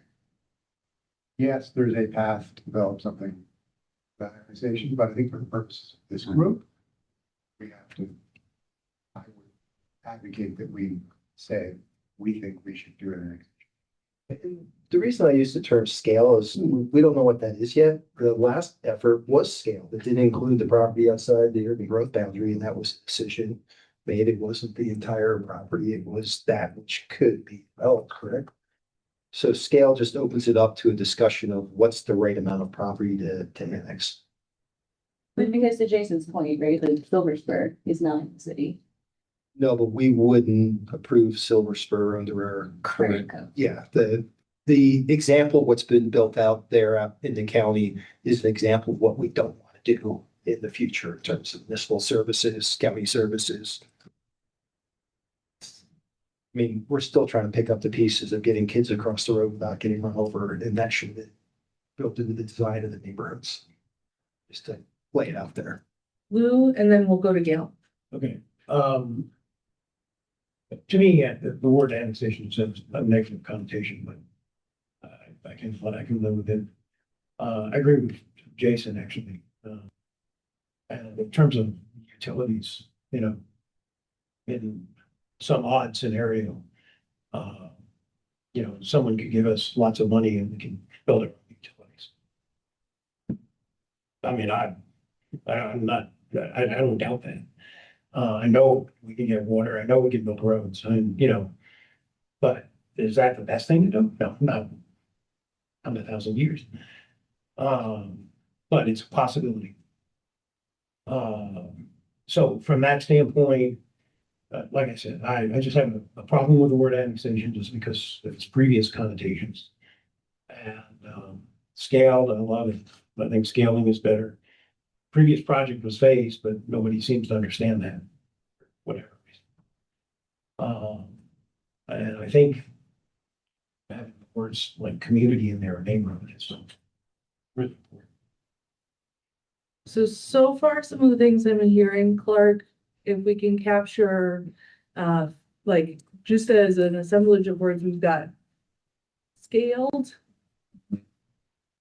versus phased. We've got building a neighborhood of that includes affordable housing. I would, You want to say housing? I don't want to leave it as only housing. It should be a mix of uses. I think that's where we got in trouble last time though, and we've had these conversations at the county level, so I'd love to, I would love to see parks, I would love to see neighborhoods, I would love to see this, but housing is, like, shelter is an essential need for humans, right? And if we're prioritizing, like, I don't have a park within X amount of miles from where I live, and I still manage to recreate, right? Like, I think we need to focus on the housing first, would be my preference for this group, and then we can talk about the other things, because it got so big before with everyone wanting a piece of the pie, and will we need a regional park, will we need a shooting range, will we need a this, we need a this, and while I do think those are important, I think we need to get people housed first, or we're gonna lose them, and then we're not gonna have anyone to use those amenities, because they've all moved away. So I love the idea of a neighborhood, but I think it has to be housing centric.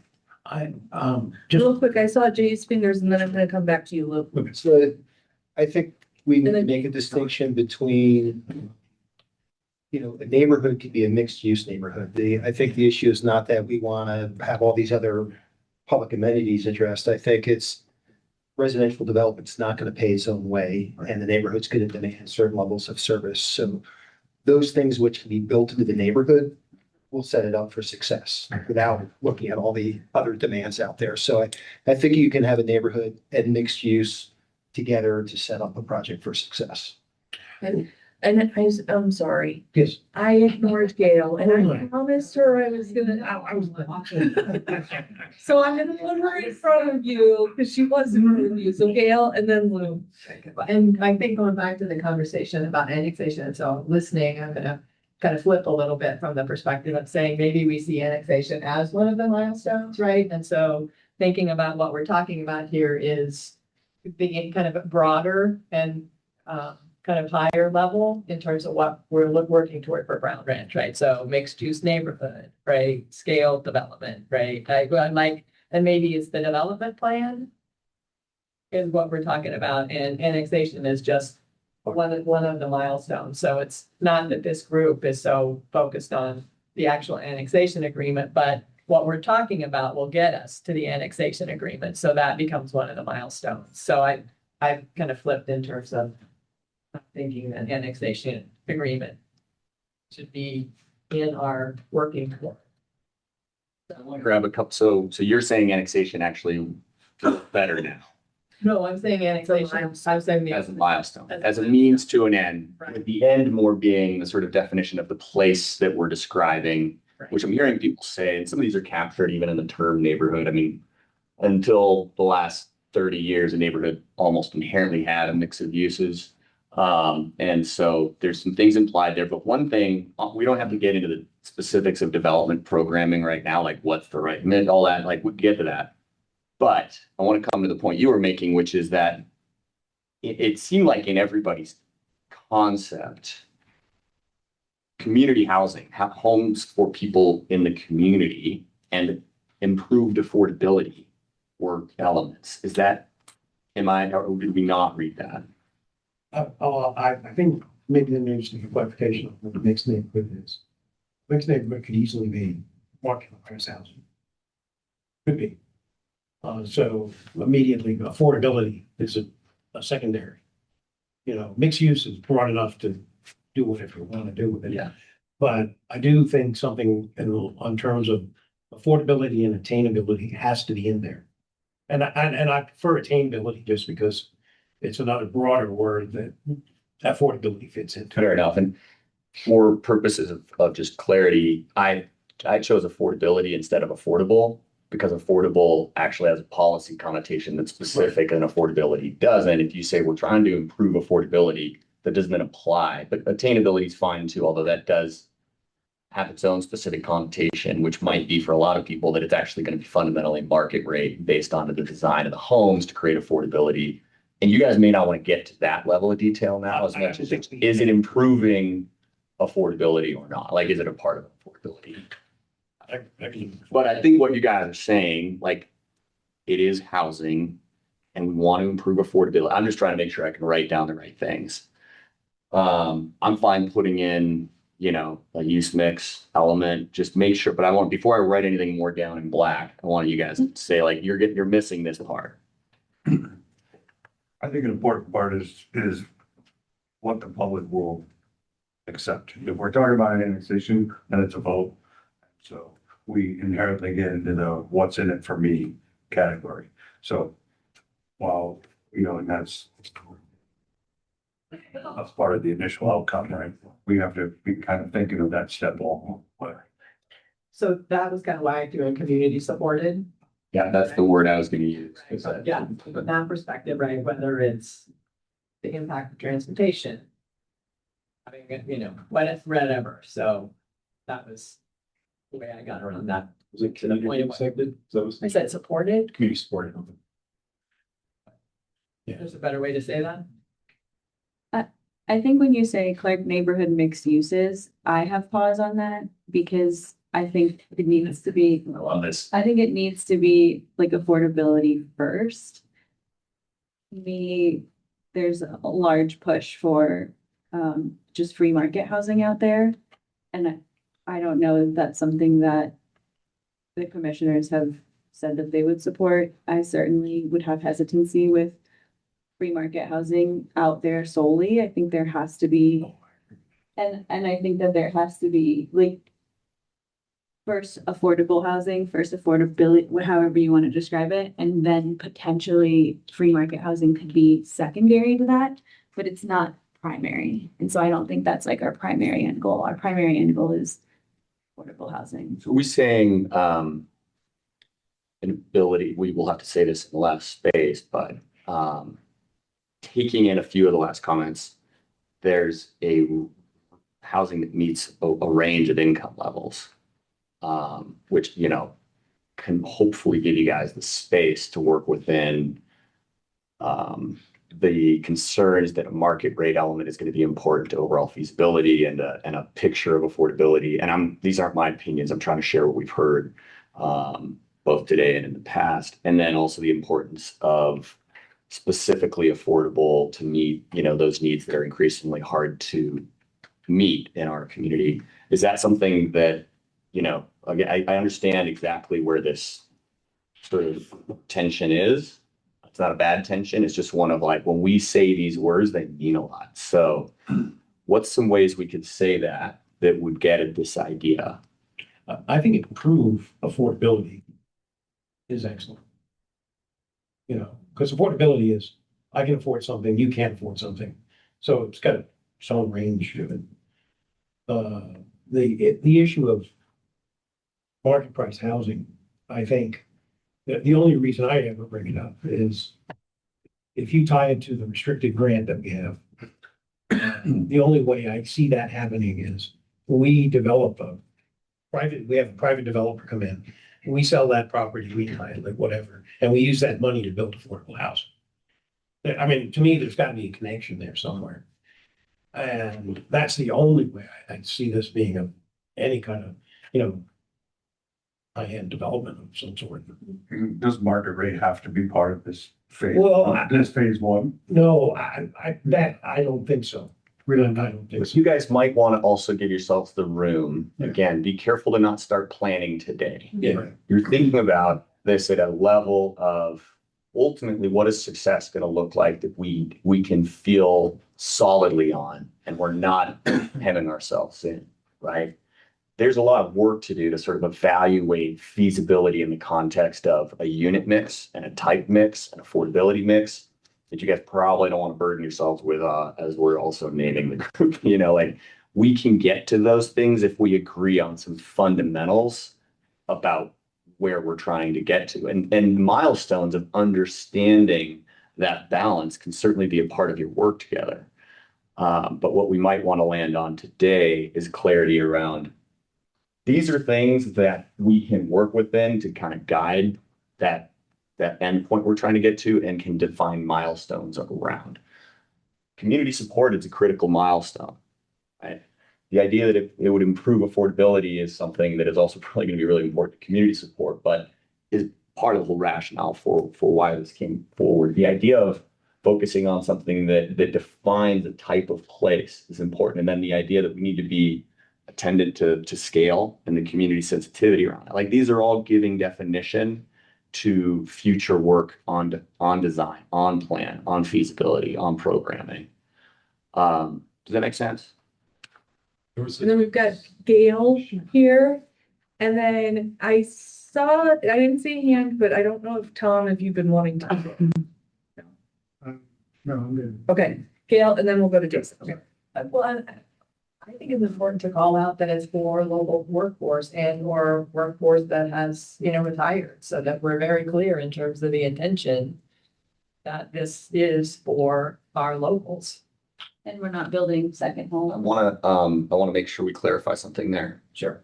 Workforce is one thing. Right. There's a lot of locals who maybe aren't part of the workforce now or won't be soon, so do you guys want to, and I just bring that up because the terminology of workforce housing is taken on a little bit of its own, right? So is it community housing, local housing?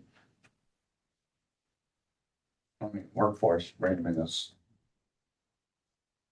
I mean, how, I'll give you an example. My mom lives in Glenwood Springs. We probably couldn't afford to get her in there now.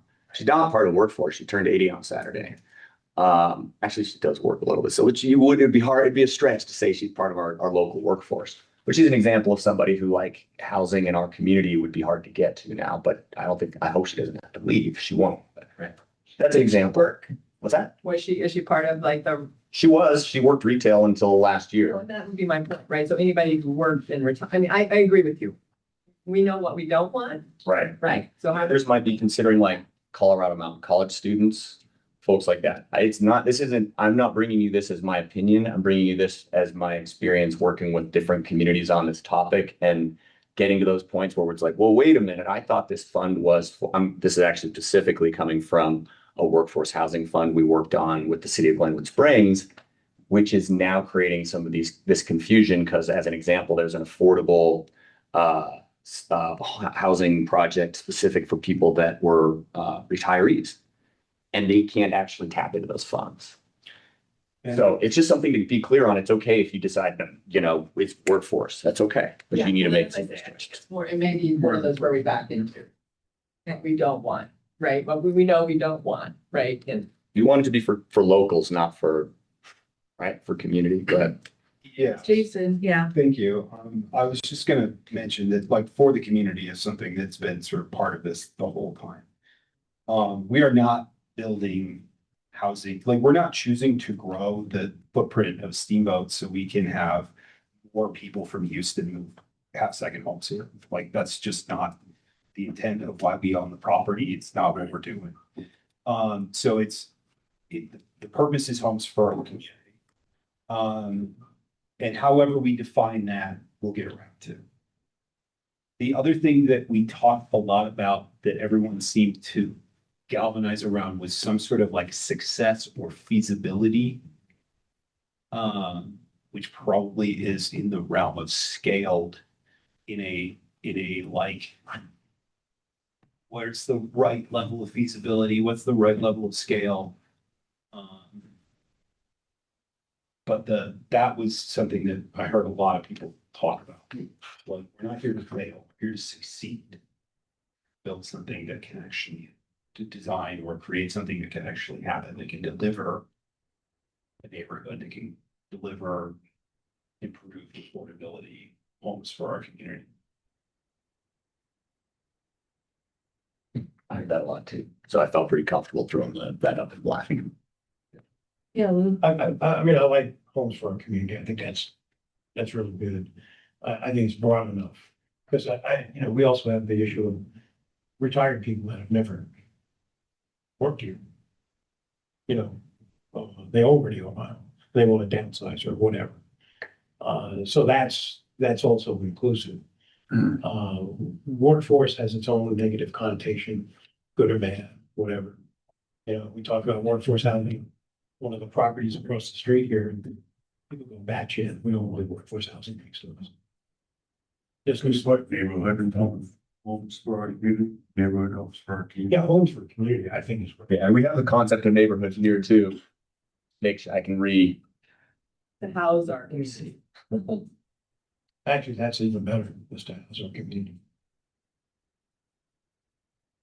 I think that plays tough with people that don't want a house. That can, Say more about that, Dave. I mean, regardless of whether you like it or not, there's a portion of our community that doesn't feel like it's up to them to pay to house our community. You like that or not, but It's true. there's a lot of folks that have lived here for a long time that said, we didn't get a foot up.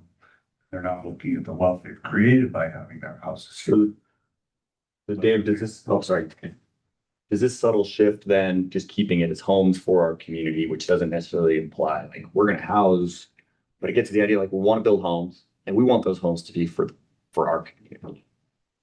Safe enough still? Okay. Is there anything else that's not here that you hear is common ground for an end state that's wildly missing? I still feel strongly that there needs to be some mention of uses other than housing. Yeah, I know neighborhood is implicit, and I get that, but we call it the Whistler neighborhood, and there's not a speck of commercial. So that's not necessarily a term that people necessarily associate with sort of a true neighborhood, which is a mix of uses. And I am completely convinced we have to have a healthy amount of commercial space out there to make this project feasible, and I want to set expectations for folks early. This is not just housing. Do you think I thought we had mixed use up there? I had it and then we got a comment and I pulled it out, which is really a nice thing about being able to do dry. Just gonna carry one of these things around with me. I saw you use your phone. Yep. I'm not sure. Yep. I feel like mixed use is too broad. Like, I would love to hear what you feel like should be included outside of housing. Cause I think if we're talking about an end goal, like, what do you mean by that? What other uses? Cause I think we could say like, to Jay's point, like, we're gonna need transportation or, bus, whatever that is, like infrastructure, critical services need to be in there. So I think for me, mixed use was too broad and it brought in questions of free market stuff and other things where I don't know if that's necessarily the end goal for everyone in this room. Maybe it is, and happy to hear that. But I would love to hear like, I guess, more specificity. This is getting unique to actually raise my hand. I'm not good at this. But, So good. I agree with Tom, but I think what we're looking at is commercial which supports the neighborhood, not like the overall community. We're not looking at a large, like, you need neighborhood commercial or you're just gonna dump everyone on the highway. And also for the financial model for whoever is providing the services, there's gonna need to be some sales tax generation as you look at the model. Annexations, if we go an annexation route, which is completely residential, does not pencil out on the service level side. So an element of neighborhood scaled commercial, sorry about using neighborhood scale twice, is, I think, critical to the success of any project. And then Dave. I agree. You know, if you consider one of the first questions people ask is there gonna be a grocery store out there? And I would love to see a grocery store. Now, I don't know how many units you need to support a grocery store out there. Because that would be a difficult one. I drive Kathy crazy because I say I'd like to see a Costco out there. And we can put affordable housing on top of the Costco. But you know, that's gonna come up.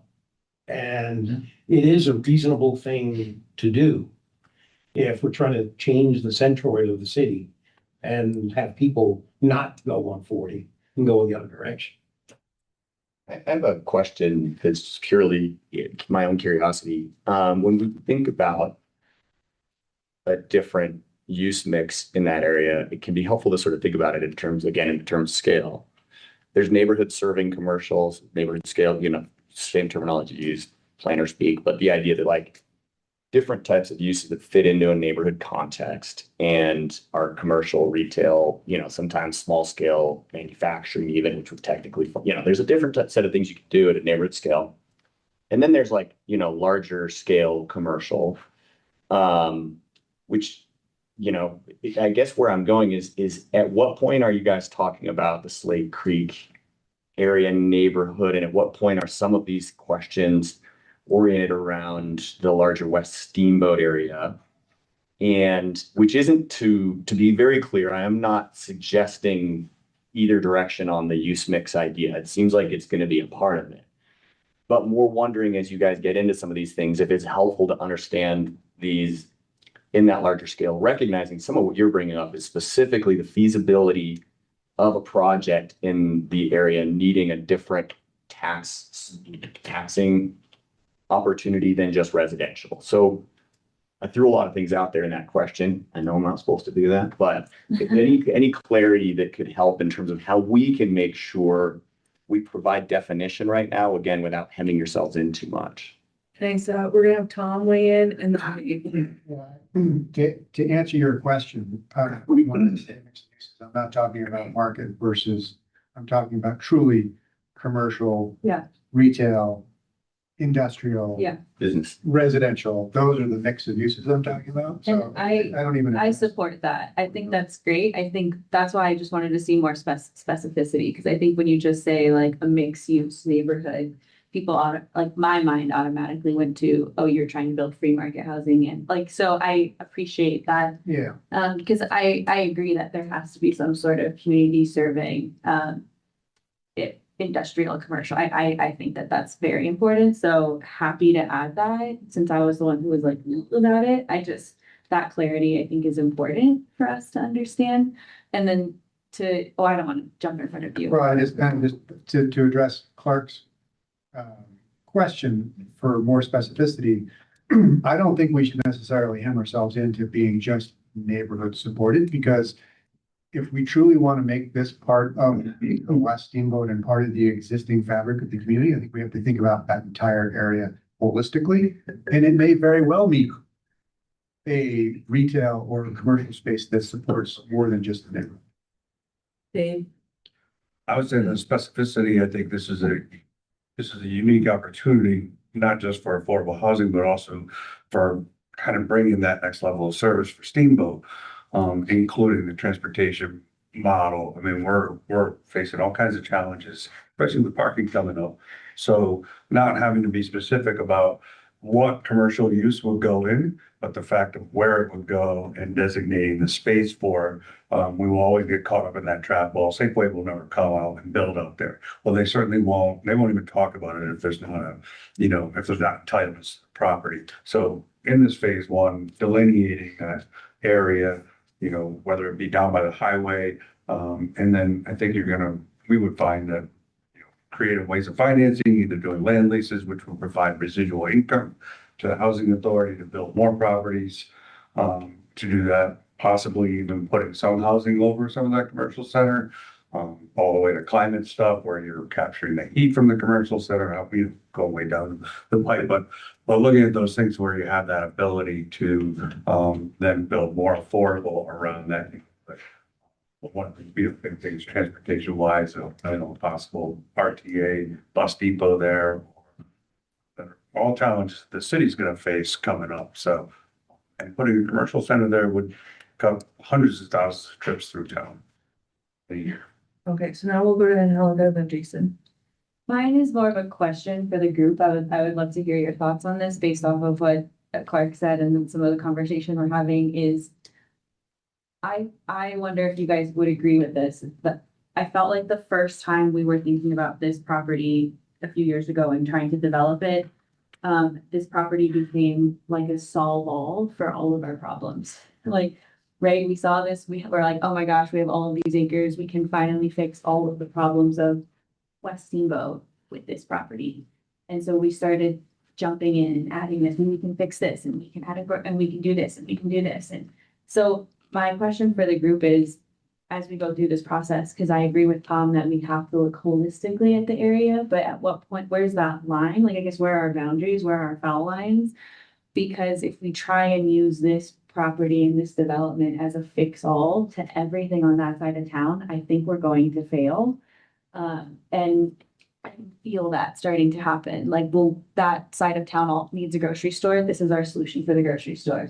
That side of town needs this. This is our solution for that. And so at what point, and do you guys agree with that? Mostly I would love to hear everyone in this room's thoughts on that, because I can feel that happening already where, you know, the West End, we've wanted a grocery store there for decades, right? And suddenly we have this Slate Creek neighborhood property, and it's like, great, now's our chance to do it, right? And so, but does that then drive us away from our end means? Are we trying to fix too many problems with one property? So that is, I guess, open. I would love to hear your thoughts on that. We're gonna go Jason, Gail, and then Lou.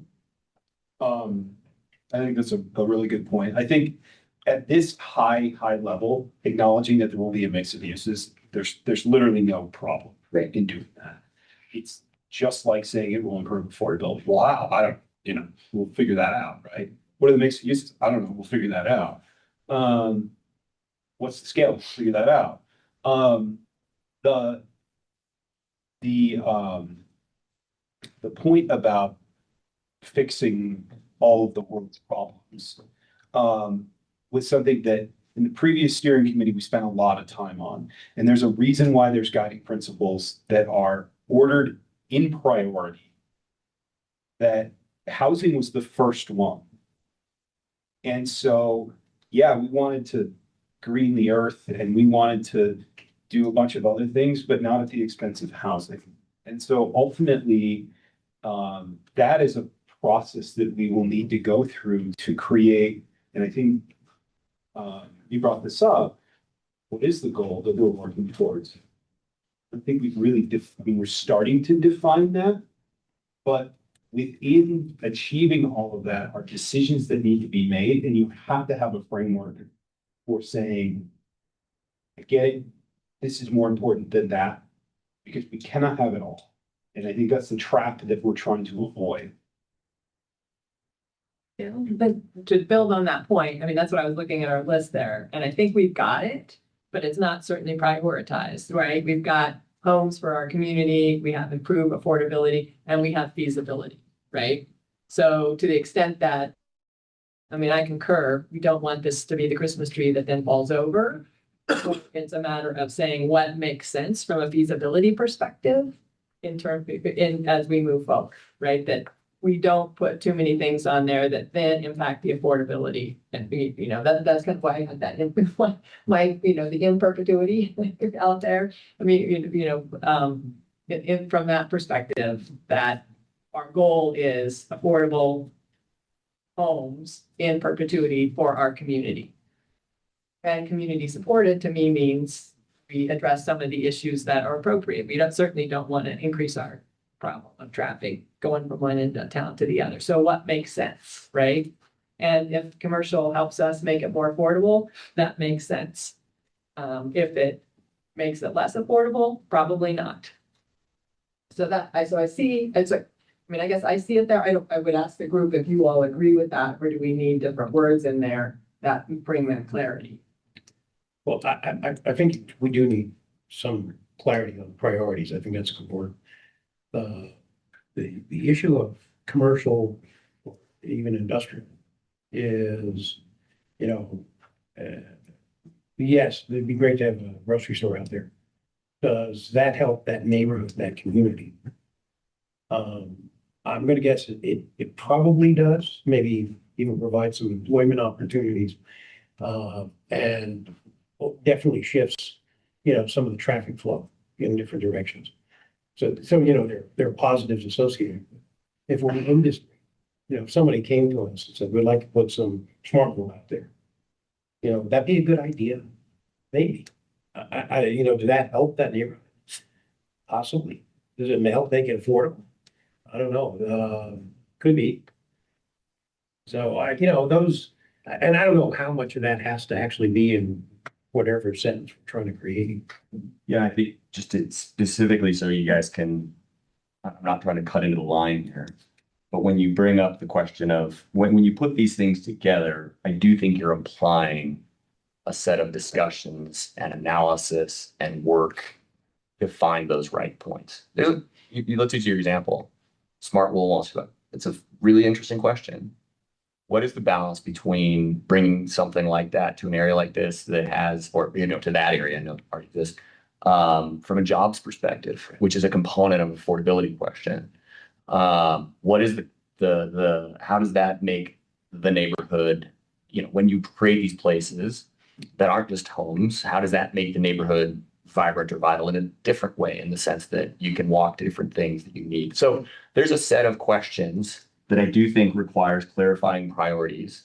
And then fundamentally, it's not stated in here, but pretty detailed planning and programming and analysis to find the specificity that you guys are kind of wrestling between today. So I'll just stop there. Jay? Yeah, I was just gonna say a kind of high level, mixed uses which complement affordability. I mean, we're gonna be looking at things out there which add to the affordability or help support affordability it has. That can feel okay to people to help provide that clarification. Yeah. No product or No, like what you say, Jay, I think, again, I'll go back to what's in it for me is what the community, we're asking the whole community to vote this, and we know what the underlying theme is affordability. What gets us across that finish line? And no more, I mean, I'm not looking at market rate. We have the Glen out there. I think, you know, we're coming into a time they're gonna have a hard time, you know, reaching that build out for many years, unless something drastic changes, but, it's just sort of the realistic versus idealistic. While we wanna fill that property over the course of 20 years with affordable housing and different jump off points for, you know, those missing rungs in the middle. I think without a substantial commercial benefit to the whole community, I think it becomes hard. So I don't think anybody says that without a commercial component out there, we can stand the trafficking down.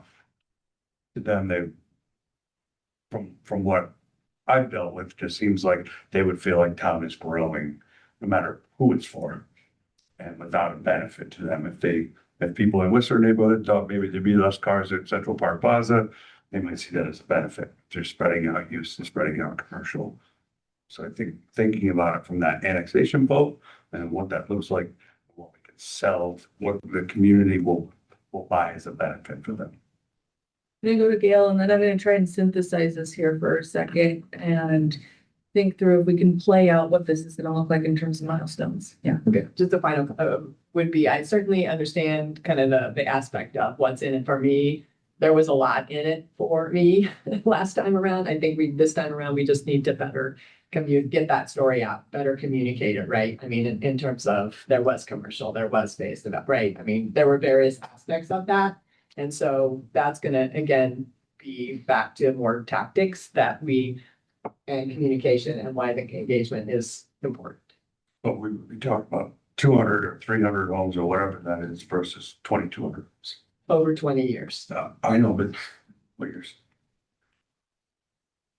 We wouldn't be talking over 20 years, we'd be talking about phase one. Small. So again, back to communication. I'm supportive of this end state. I'll be right back. Okay. All right, so overall, if I had to like put these pieces together, there's the idea that we are developing a future for the Slate Creek neighborhood that balances a scaled approach, neighborhood, community supported set of homes that's feasible with a mix of uses in support of improving affordability for the community. That puts that, I think, affordability priority there with the idea that your task is to develop solutions that balance all of these things that we've been talking about here. Now, I want to go ahead and just kind of play that out for a second, and then we can return to this. This isn't set in stone, but we're going to kind of just play it out. So the next thing that I'm going to have us do is we're going to use the sticky wall or the weathered screen here. And I'm going to pass around these sheets and just take a few of each, then pass them along. And then maybe I'll start these in this direction. So the idea is that we want to map this out in a multitude of directions. So you might generate things that you see as key milestones in the process, key questions we have to answer, and key opportunities where we need to engage the community on things.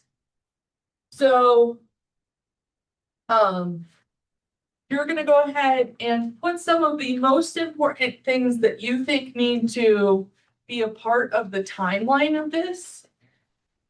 And then we'll get a chance to I'll have us kind of take turns putting up a set of 3, naming them, and then we'll see where we want to kind of adjust things and move them throughout the process. So if this is also a timeline, so if this is where we're starting now, we're thinking about over here being this end state that we're going to.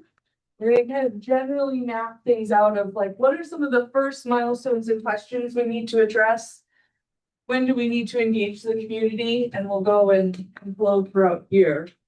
You have that document that's the community engagement brainstorm in your packets too. So you can use that as a reference to just kind of capture maybe one idea for community engagement that you liked and map it out in this process alongside it. Questions about what I'm asking you to do? Again, kind of. I do go through it again. Yes, great. And let me put up a slide so you've got visuals too. So a milestone would be a key decision or action that's taken. What's a key moment in the timeline or the process? A key question is a query that needs to be answered throughout the process. So an example would be, like, I think one of the questions I've heard is, based on the current infrastructure, what's the capacity in this area, right? That might be a question early on that we want to answer. That's a part of this, whereas a milestone might be something like annexation, proposal goes to a ballot vote or something like that. And then an engagement opportunity is going to be an opportunity to engage the community in a key question before arriving at a milestone decision. So you can generate as many of these as you'd like. We'll take turns where I'll have you each share out one. So you might have another one that you're like, oh yeah, I put that milestone here, but maybe I add to it when I get up, and we'll just kind of round robin on sharing out. Okay, all right, and you don't. And left to right is the time continuum. Okay, that's Yeah. my question. Thank you. Yeah, left being earlier on now, and maybe I'll make one that just says like end state over here.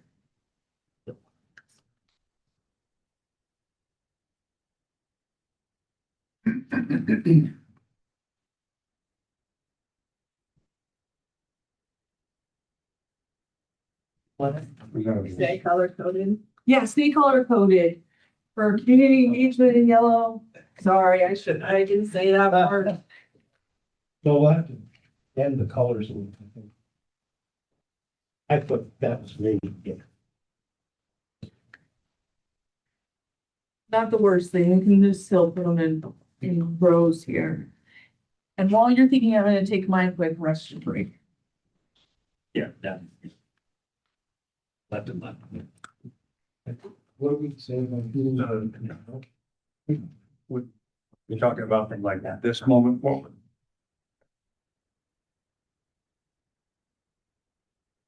That's that. Yeah.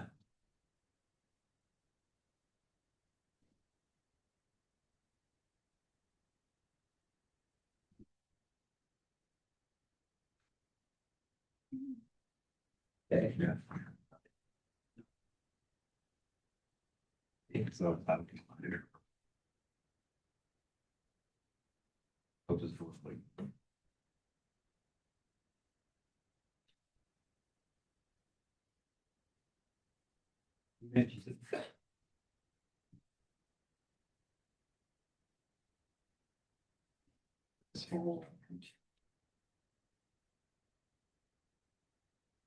Stuff, nobody would. Definitely work. Responsible. I like it. Yes, we see. See what's difference. I'm like. Yeah, yeah.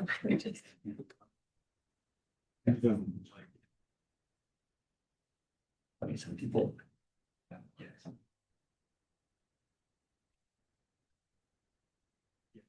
Seems like I have to. This is changing.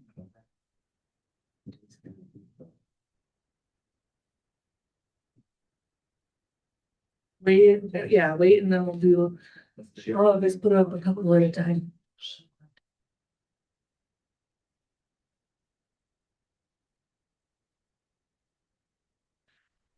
Yeah, yes. So, if you ever.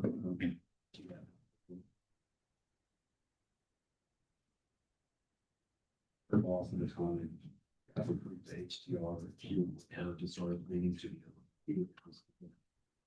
And then. That way. That brought me together.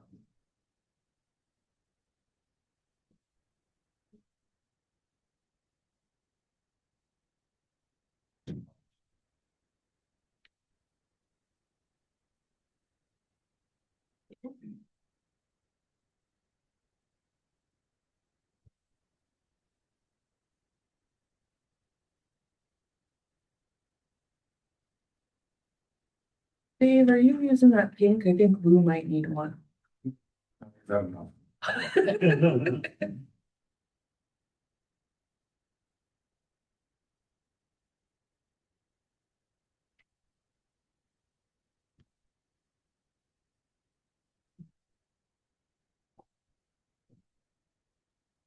We'll wait for some of this so that you can write it. Because people can. see Oh, it. okay. But don't worry, Guys, I didn't give that direction. here, I got just one. Oh, okay.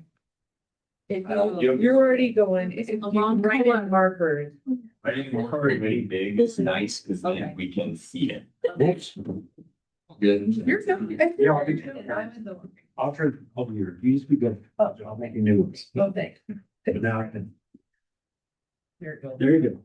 Slow that to Well, Yeah. you're right. Well, me.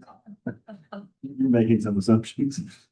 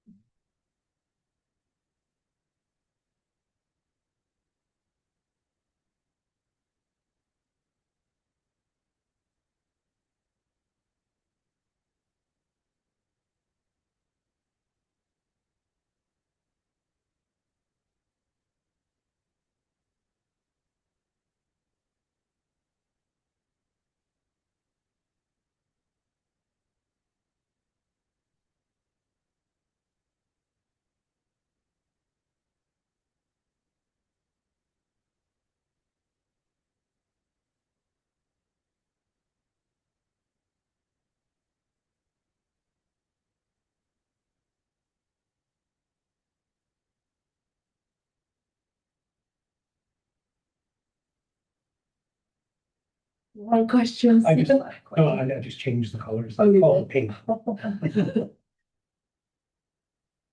More greens? Yeah, yeah, Steamboat Green. Sure. Oh, that could be one of my. Take about one more minute. We might have things that keep coming up, but you may start to have duplicates at this point too, so.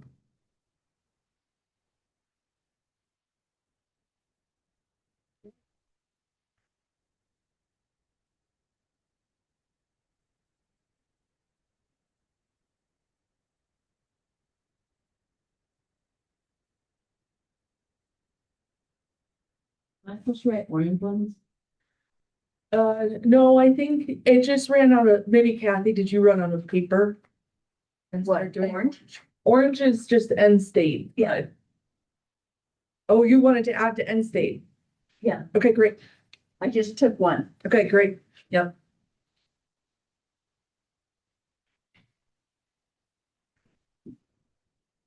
Is there somebody who's gonna be really interested in sharing out first? Just make it random.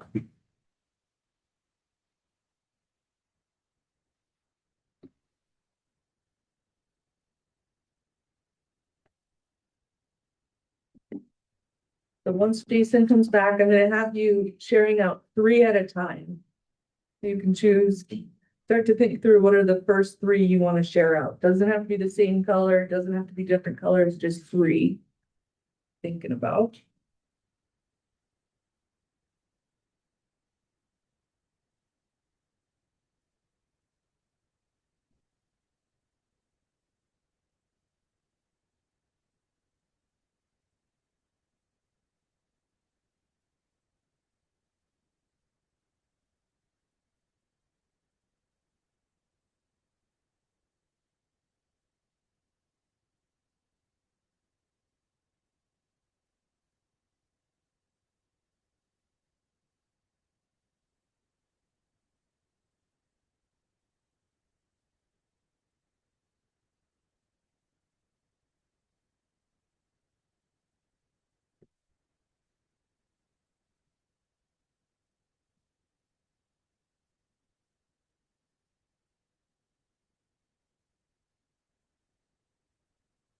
Alright, I am going to have Jay get us started because it looks like you've been ready for a while, and then we're gonna go around the table this way. So Jay, oh, first thing before we share out, I want to just set up, when we went through on planning this, we knew that it wouldn't be feasible to get to a final decision in one meeting on this. So know that this is gonna be in draft mode that we're gonna come up, but we're gonna leave you with a product that you can take back to your entities and get more input on, and then we can finalize it in the next meeting. So we're gonna put the messy stuff up on the sticky wall and then go from there. So Jay, start us off with just doing 3 of them and just place them generally where you think in the timeline they're gonna fall. And we can, it's a sticky wall, so we can move them around. So I kept mine real simple because it seemed to come out. I just have, my first one for milestones is vote. And I use just open vote because it could be annexation. It could be on the development proposal itself through referendum or initiative. Okay. That at some point, the public's weighing in on this, and how we get there to that vote's gonna be. I can put it up for you if you would like, and if not, you can do it. It's fine. Do you have a, yeah, set of timeline wise where I you would want put it? it in the middle.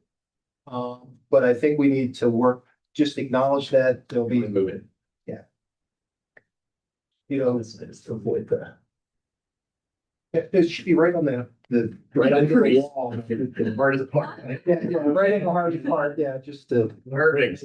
Yeah, and then the question, and once again, I was trying to keep it simple, is really funding and money, because affordability, just by using that term, means that we're buying down the cost of the units, and the availability of funding for a project like this has dried up significantly, even though it's the highest priority for the state, what's out there.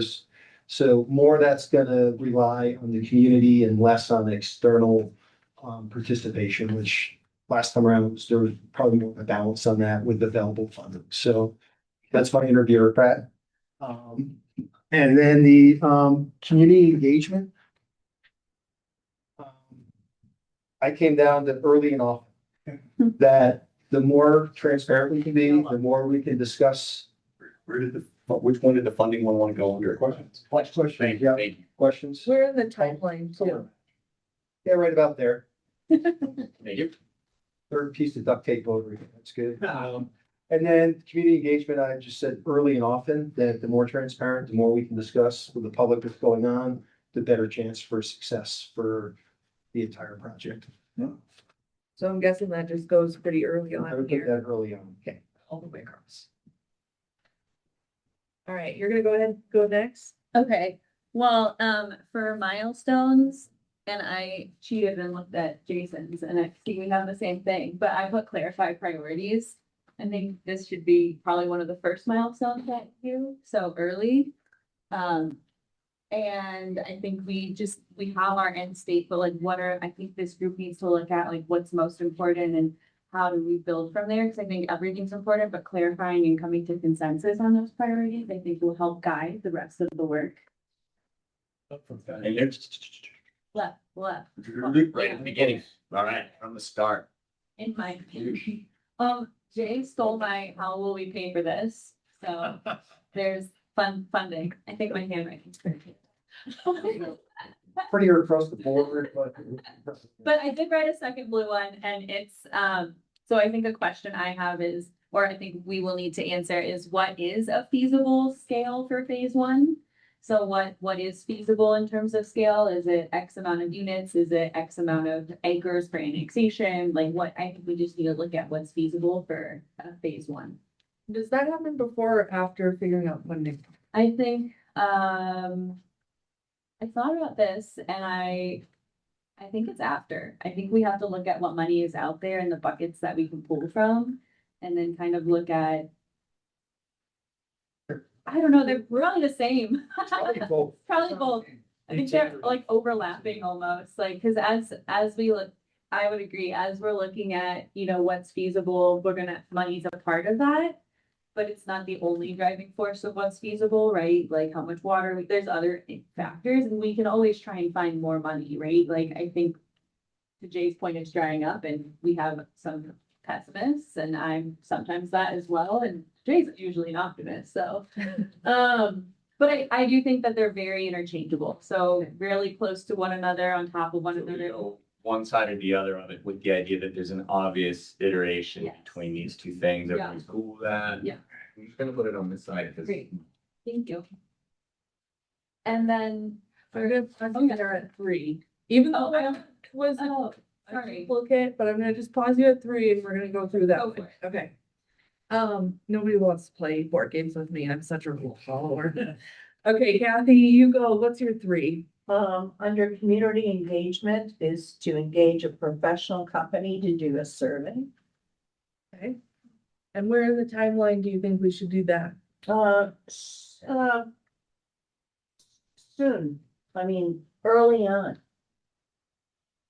Just a clarifying question. Do you have an idea of the survey on what? Yes, it would be a series of questions. It would be all encompassing. It would be not just a single question, not just annex or no. It's, I'm thinking of like 8 questions and taking 2 to 3 minutes.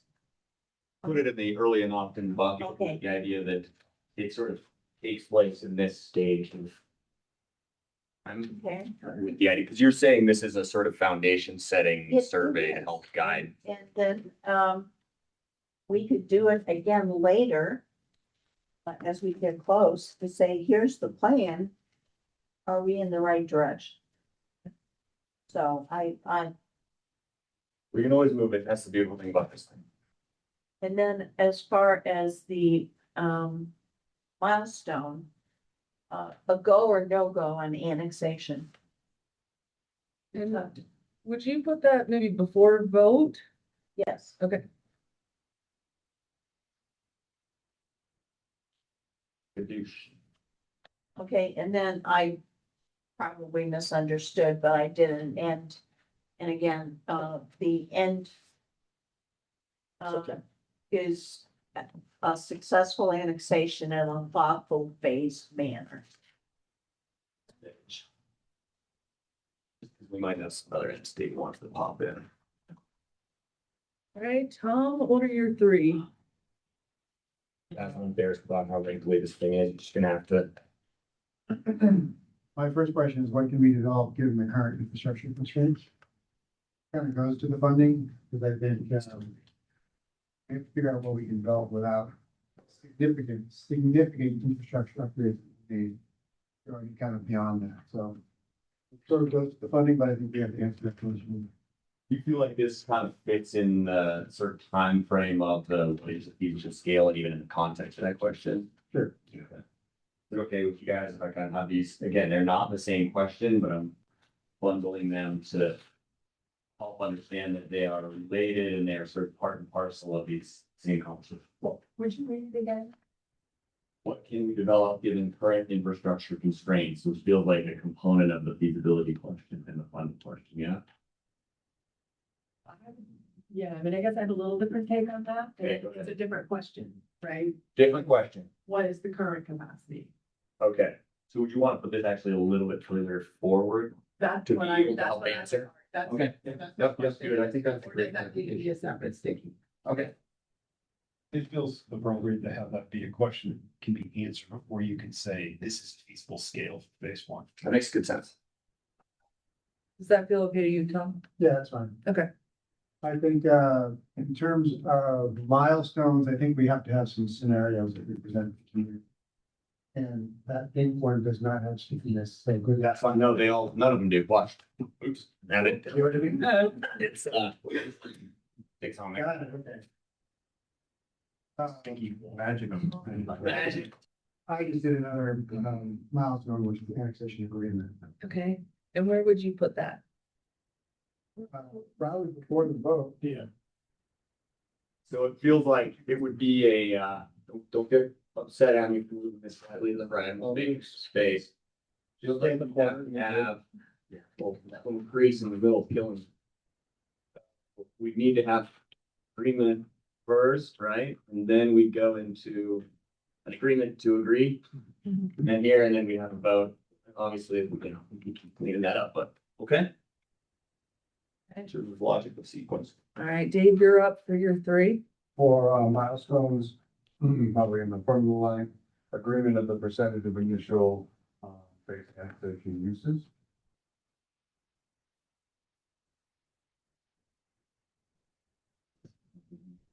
It's a little bit on this, does it feel like it's connected to some of the scenarios? Could be. Like you use some scenarios to help evaluate that. So. Give us a little space here.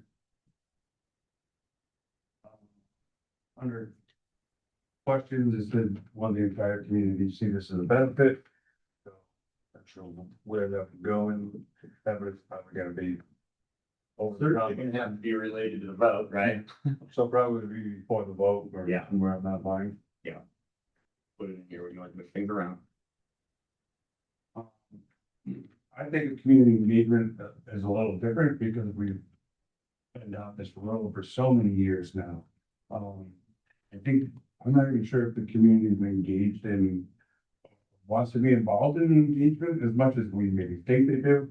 I don't know that to be a fact, but I think providing them with examples of what would be benefit not only to the end user, but also to the community as a whole, versus trying to solicit more input upfront in a process that's been lengthy and, you know, and contentious.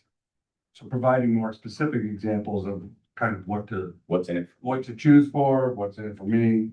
And then I think as outcomes, successful neighborhood, which is an outcome for families, workers, retirees, and the community. All right, Lou. Okay. This is pink. It's a milestone and it's, actually having a development plan. Okay, and where would you put that? Towards the end. This is pink.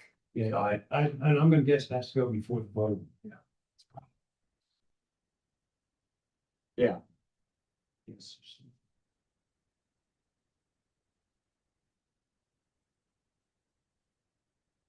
Like some of the scenarios, I'll put you down. Yep. Okay, and then maybe this is answer asked. The screen. Level of development, number of units, types. Okay. That's me. And where would you put this one in the sequence? That's gotta be, pretty early. Obviously before. Can you repeat the We're talking question? about infrastructure costs, all kinds of stuff. Yeah, clerk, will you reread the question? Quick, what is the level of development, number of units, type of units, how to get input? So kind of a little bit in, Feasibility. this Yeah, space scenarios. too of kind of scenarios and what can you develop? Like, you know, it's in this space of, Yeah, it's part of constraints. I did have a real deal. Process to gain input to decisions, was it surveys, public meetings or whatever. That maybe that's what Kathy had. Okay. And so this is kind of throughout. Yeah, it's, you know, we need a sound process that not only disseminates information, but collects information. feels like you'd want this pretty early on. Yeah. It's not gonna help you that much over here, right? No, it's not. Put it in the front because it feels like these things can roll together. In a way, as an example, like a survey would be a component of this process, Yes, right? So. and then I have, Oh, I have an input. well, you gotta hold on to it because you already had three. Come on, man, follow the rules. Dave got four, Dave got four, I was counting. Okay, that was not intentional. Time to go back to a membership conversation. All right, Gail, let's do your three. Okay, all right. Under community engagement, again, I think this is on the continuum, lead with one voice. As it, right, stay unified and kind of to the extent possible co-brand things, right? So that it's clear that this is a collaborative consensus driven process. Staying on community engagement, don't assume everyone is following along and tell the story each time. So I think we just gotta continue to tell the story, be repetitive as we're making, as we're making decisions and building on the foundation.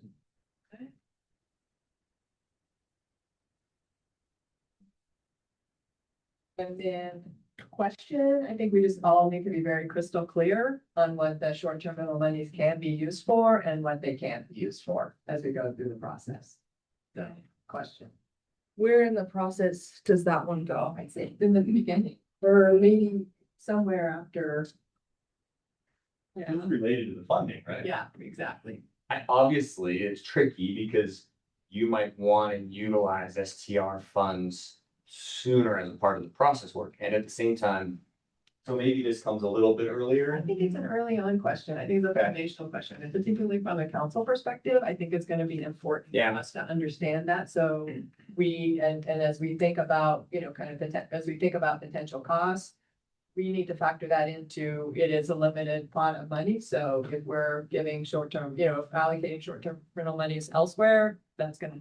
It helps define, as you said, some of the guidelines to work within and city's capacity to kind of come in on this. Yeah, okay. Right, that was three, right? Okay, Jason? I've only got one, so if anybody had extras, then we can use my other two. Not that groundbreaking because I know I've already said it, but it's just to establish the priorities that we're working with. I believe that is one of the most critical. That is needed immediately. Thought we settled on Costco.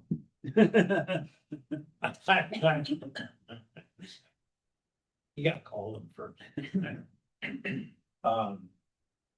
Yeah, if that's the priority. Yeah, that to me seems, it's foundational. I don't think you can get, I don't think you do any of these other things until we understand what the priorities are. Give me fingers to know how many more stickies do each of you have? Okay. Okay, so it's pretty few. So I was thinking maybe we just have you go put them up, but we'll do one more round and you can share out real quick, because it's not, I was looking at this and I was like. Well, some of them are there. Okay, deal. All right, so we'll keep going. Jay, what's your last one? Who likes extra credit? I didn't know that. Mine is just leadership, and it's a question that the ultimate success of any of our efforts here are gonna take incredibly strong leadership from all the different partners on it. And how's that look and how's that come together? Okay, Because I think that's actually our biggest challenge getting something across the finish line is really strong leadership. does that, And the will. Probably linked together. does that tie in, do you feel like, with what this group is doing in terms of governance and thinking through how to make decisions, or feel separate from that? I think it's both. I think it's how we work as a group here, but then the entities we represent, how they come together to actually move something forward. Because we can put together a nice plan, but it's gonna take huge leadership to make this happen. And the willingness to put yourself out there. Okay. Mine is community engagement, and I think it probably goes somewhere in the middle after the community engagement stuff that's already up there, and it's clear and digestible summaries for the public. I think that oftentimes what we put out or the agendas can be, 20 pages long or hours of videos to comb through, and community members don't have time to go through that or the will to go through that. And so how can we best put out clear and digestible summaries of these meetings or of decisions being made? Because sure, we had I'll use an annexation agreement as an example.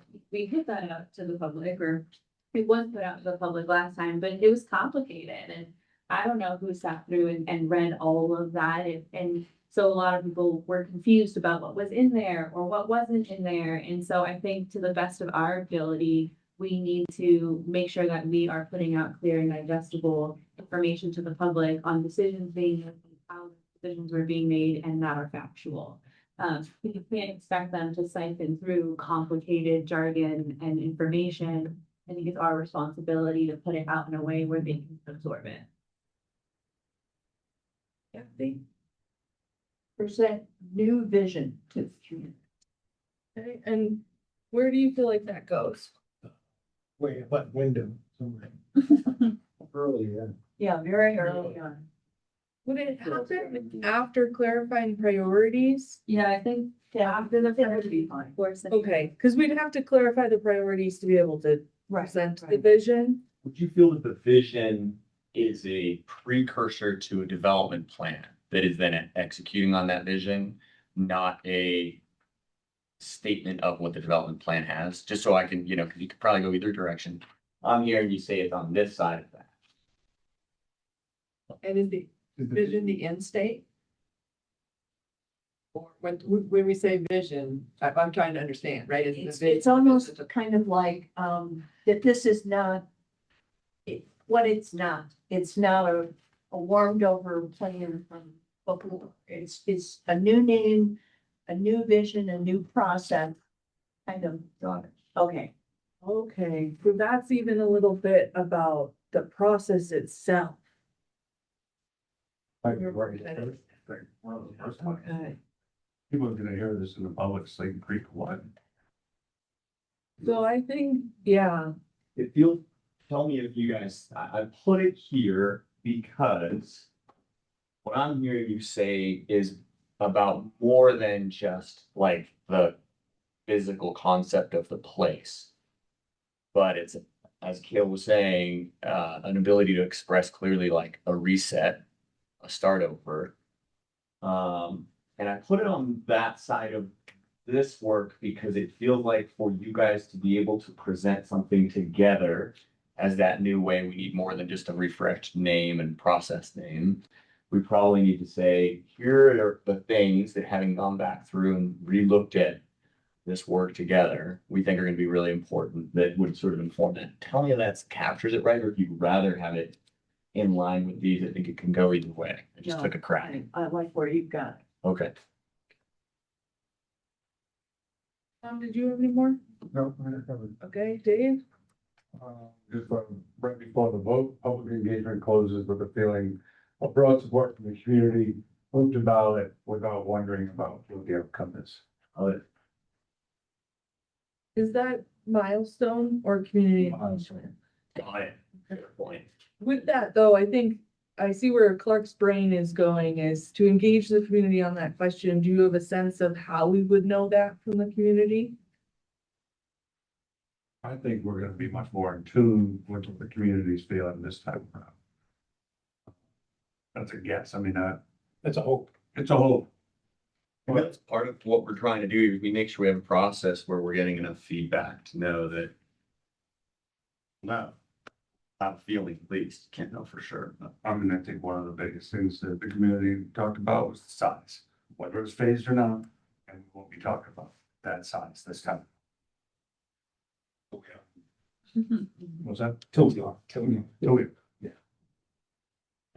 Okay, I was very specific. This was an end state. And it's, what would make me feel like we've accomplished something?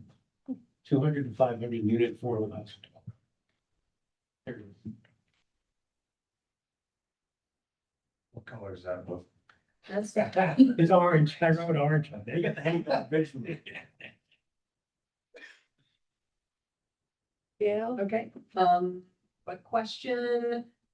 How do we restore the community's trust? So that may be question and community. Let's say through community neighbor fund. Maybe with, milestone surveys, whatever we need to, whatever we need to do. And then I would kind of just go back to and build on this, kind of the conversation about the capacity constraint analysis, and it seems to me that there's a couple of things to ask. One is, what can we do today that doesn't require any additional capacity, right? I mean, and I think about this from the perspective of a council perspective, as we look at the broader community. I mean, if we really truly got water issues or various things like that, then we need to be informed so that we can make decisions and set priorities from the perspective of, from that big perspective.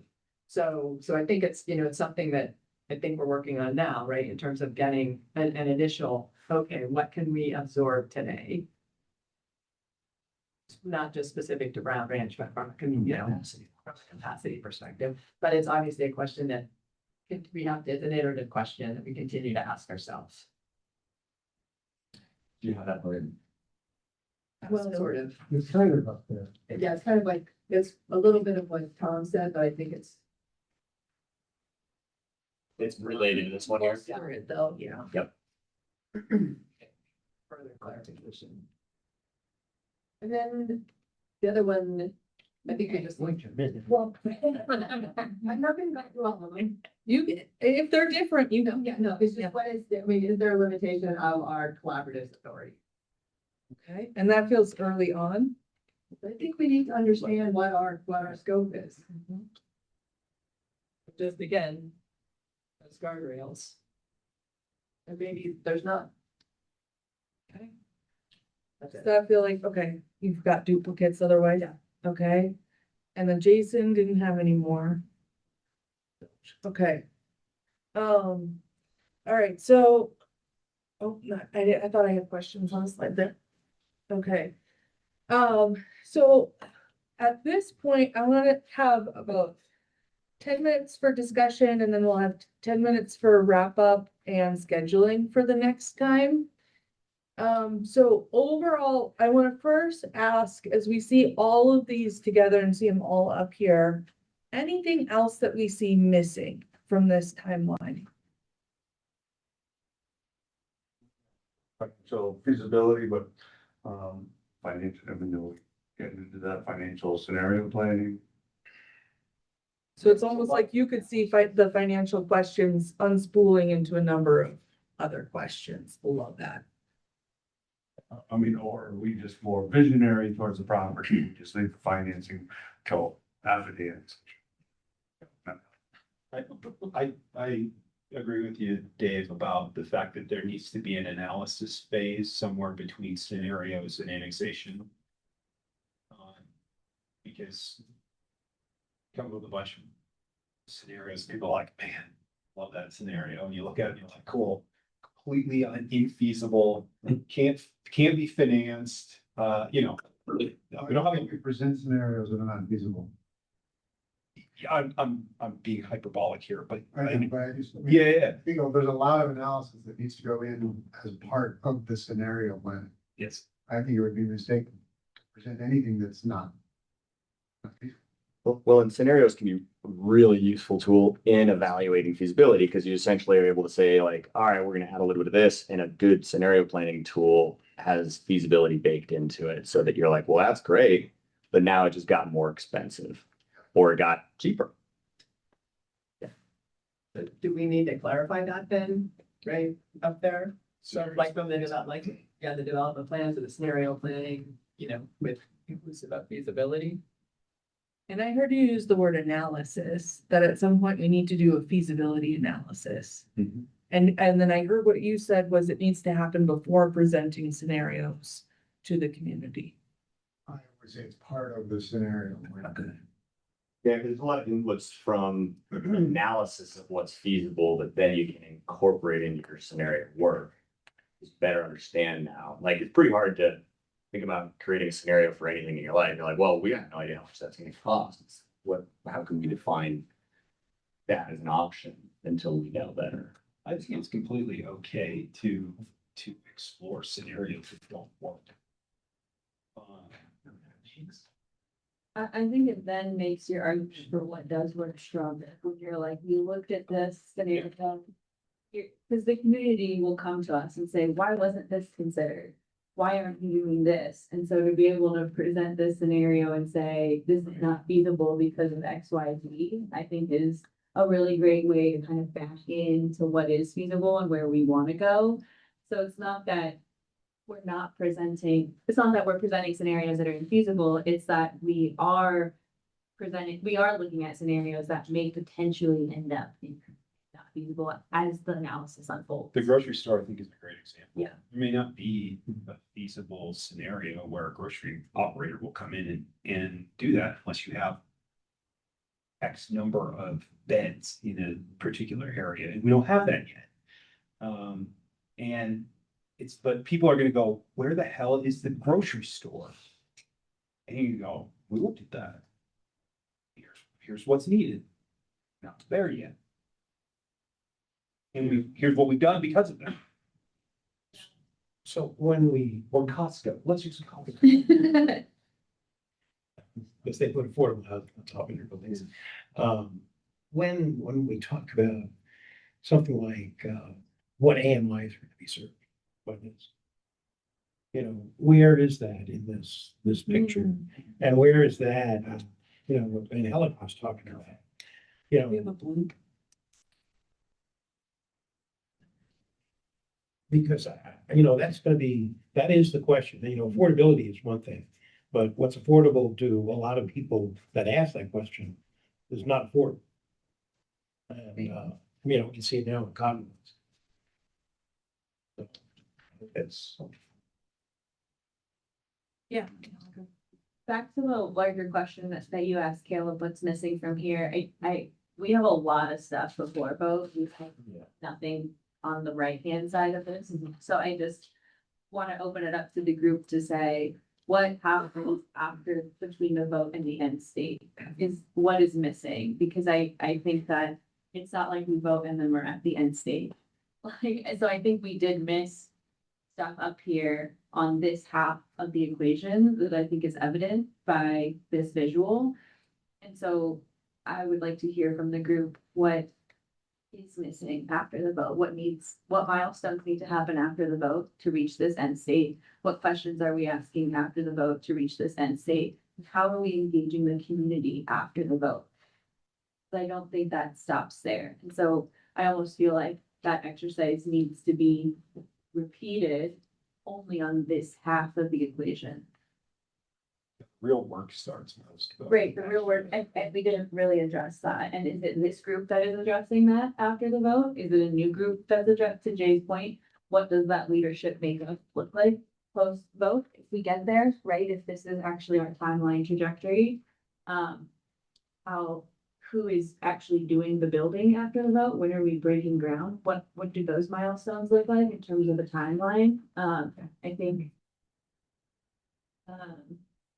Need to have those milestones clearly laid out from the beginning so that we don't have this gap. And implementation.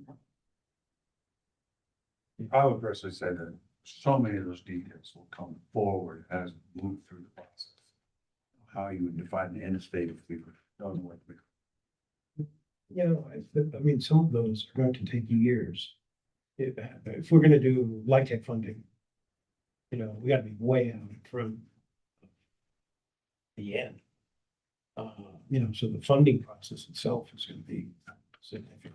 Well, I think post-vote, the next one is finalize entitlements, because those need to be in place to then work towards final design, development partnerships, all that type of thing. You have the concept, but you're not gonna be able to move forward to those entitlements are in place. And will the annexation be pretty binding in what we can and can't do anyway, so it'll be more.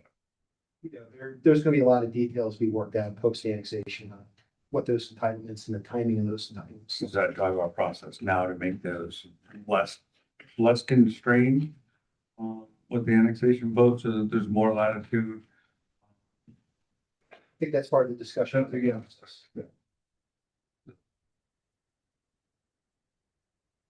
And of course, funding drives that too.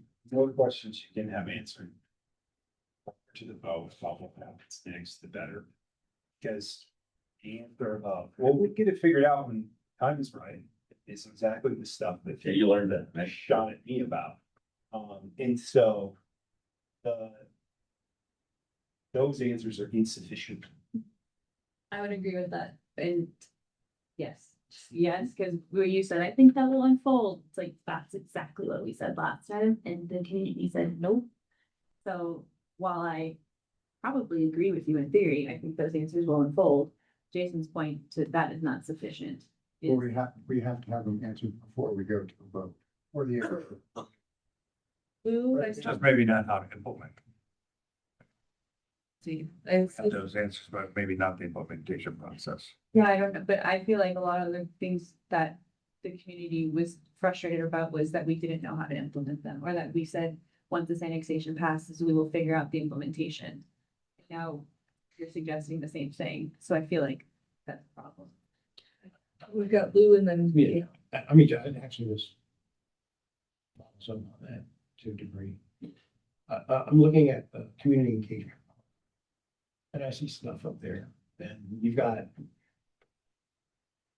activities laid out to a degree in here, but I don't see any milestones associated with community engagement. Okay. Okay, and I think that's really important because I think so far, I don't think we've communicated very well.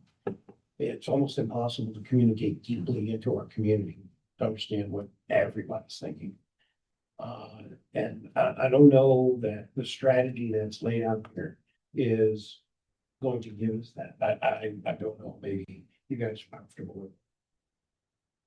But I'd like to see, like, we need some really big milestones up there. For community engagement. Yeah, And, Dave suggested earlier the idea of some, ability to feel strong in the level of community support. You might be able to try to create a milestone, including potentially a survey. And a lot of times when you're going to a ballot, you bring in a company to sort of test how the public's feeling about it. So you got some choices there. I just want to raise that to make sure it's not left, but also note that an important question was raised around like this threshold of a vote and what happens after. And there are dynamics that are being described that are like, look, to some degree, this is such a critical threshold of getting the vote to happen that it is this kind of foundational hill we have to climb. And at the same time, people are saying we also have to be careful not to leave too many details to be figured out. So you know, I just wanted to make sure those two, because Lou made a really important point. We also don't want to gloss over the previous one. Yeah, I mean, one thought and one question for the group too is, do we want to put a date for the vote? I mean, to the extent that we're assuming the vote, right, and working up with the timeline. So that may be a question. I'm gonna offer too is like a differentiation statement between Crown Ranch and Slate Creek neighborhood for public engagement, how it's different, why it's different this time. What we heard, and then test that against the community engagement. Did we hear you correctly? The concerns correctly. As a measurement, so you can.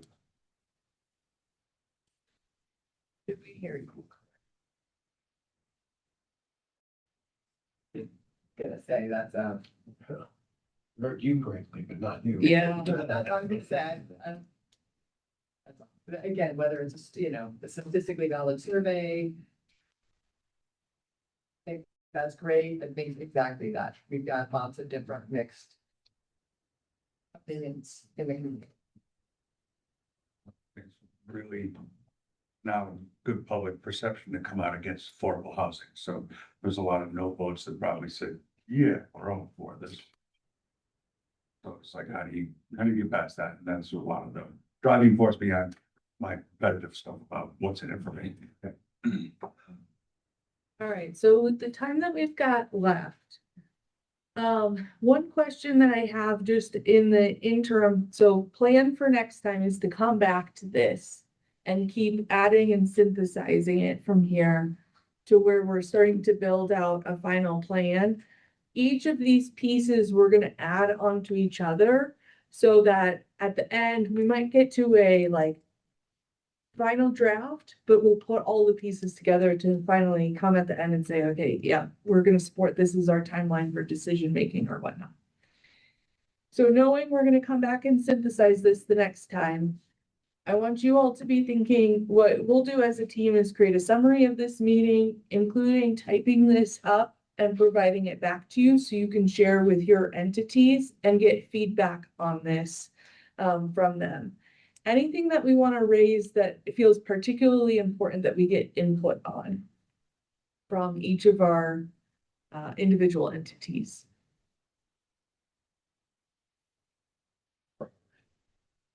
Okay. Analysis. Okay, so we want to get a sense of priorities on the end state. Yeah. You said strengths analysis, Constraints. constraints analysis. So everybody here is also understanding what the city's dealing with. Okay, and I think that might be a little bit of, I see it as a step in this. In terms of decision making about what is in the timeline, do you anticipate that we need to have a constraints analysis before the next meeting? If it's available. Well, that's the next question. Probably a month from now. A full constraints analysis, probably till later. Okay. So that might be a little bit farther down. Constraints analysis will probably be really helpful for all these things here. They're probably necessary for it. Okay. All right, so we'll have folks weigh in on both pieces of how is this timeline of and set of decisions looking? What are our priorities on the end state? Let's get into scheduling. So these are the three options that I saw from the Calendly, but I only have 5 votes. I think my ideal preference would be able to do a back-to-back so that we can do 2 days at once and knock out 2 meetings for one trip for us as contractors to see, does that work for those 2 times on April 30th and May 1st? Yes, I'm seeing, okay.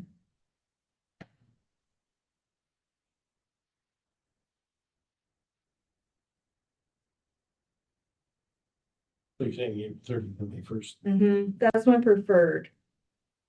That works for you, okay. Works for you, Dave.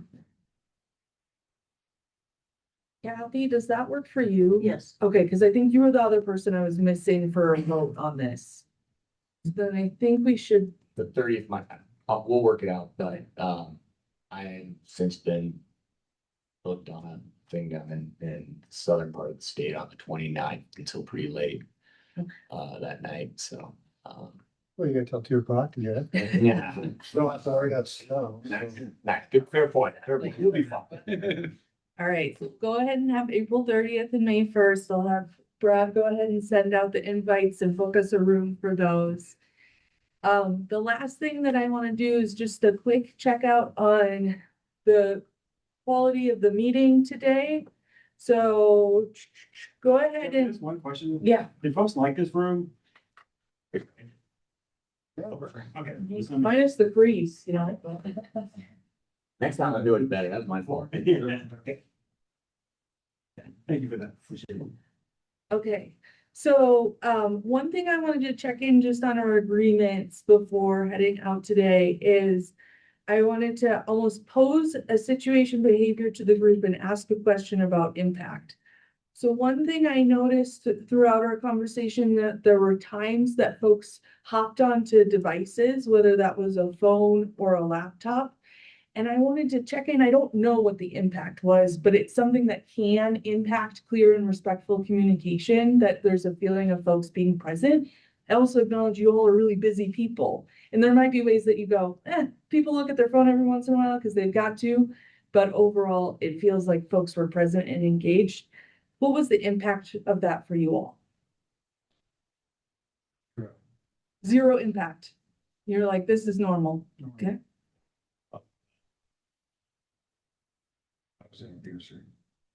Well, we have to figure out impact. And according to Tom, you had no impact kind of thing. I just wanted to check in and kind of question an assumption, right? We all good on that? And sometimes we just have to, I also opened my computer to like take notes, and so I was also, okay, but it didn't bother me when Sure. people did it. Well, clearly, I'm gonna make notes, but I can write them out next time. Yeah. okay, that's good. This is good conflict to go through in the sense that it wasn't conflict, but I just want to almost create those opportunities for practice. So there was no one coming away going, gosh, Dave was really on his phone or, whatnot. And that wasn't actually the case. Sorry, Dave. Okay. And then go ahead and give me our last checkout fist of 5 of just how was the quality of the meeting today? From 5, that was really good. Fist was there were major concerns I had about our collaboration today. Go ahead and give me your fist of 5 on 1, 2, 3. Okay, and I'm gonna pick on Jason for a second of what could we improve, Jason?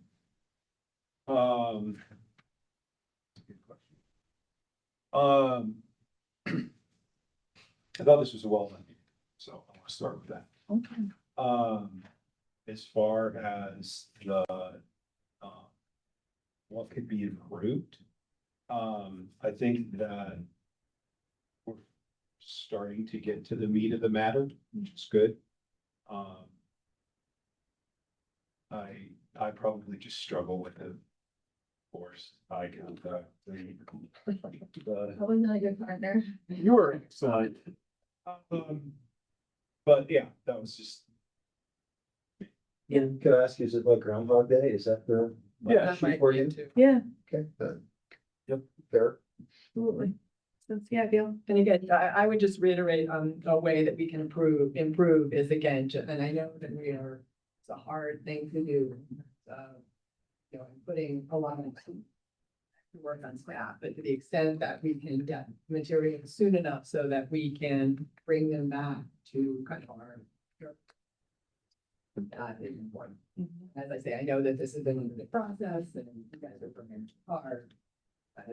So We got 5 weeks now, we're in good shape. okay. And I can't promise that we'll have this report back for you for board meeting later today. But Actually, say that backward. Yeah. okay, but I can promise, does it like Friday feel okay to have the output from this meeting? Yeah, I was gonna say, we've got, Okay. So- All right, sounds good. All right, well, thank you all, and we will see you in 5 weeks. And I know a lot of people had tight schedules today, a lot going on, moving things around, so I just appreciate everybody showed up and gave us 3 hours of good work, so thank you.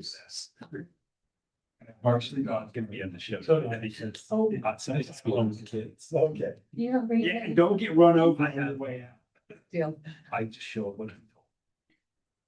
That's the man name. All right, well, you all are free now. Thank you. Go away, go away. Yes, we'll go ahead and close the online meeting. Thank you. So, that Yes. was a long time. Elect them all and stuff. Yes, there was a lot of. I'm gonna miss it. After the show? We're just joking about a previous meeting we had, which resulted in a Carol with that. It's like in 2000. Yes.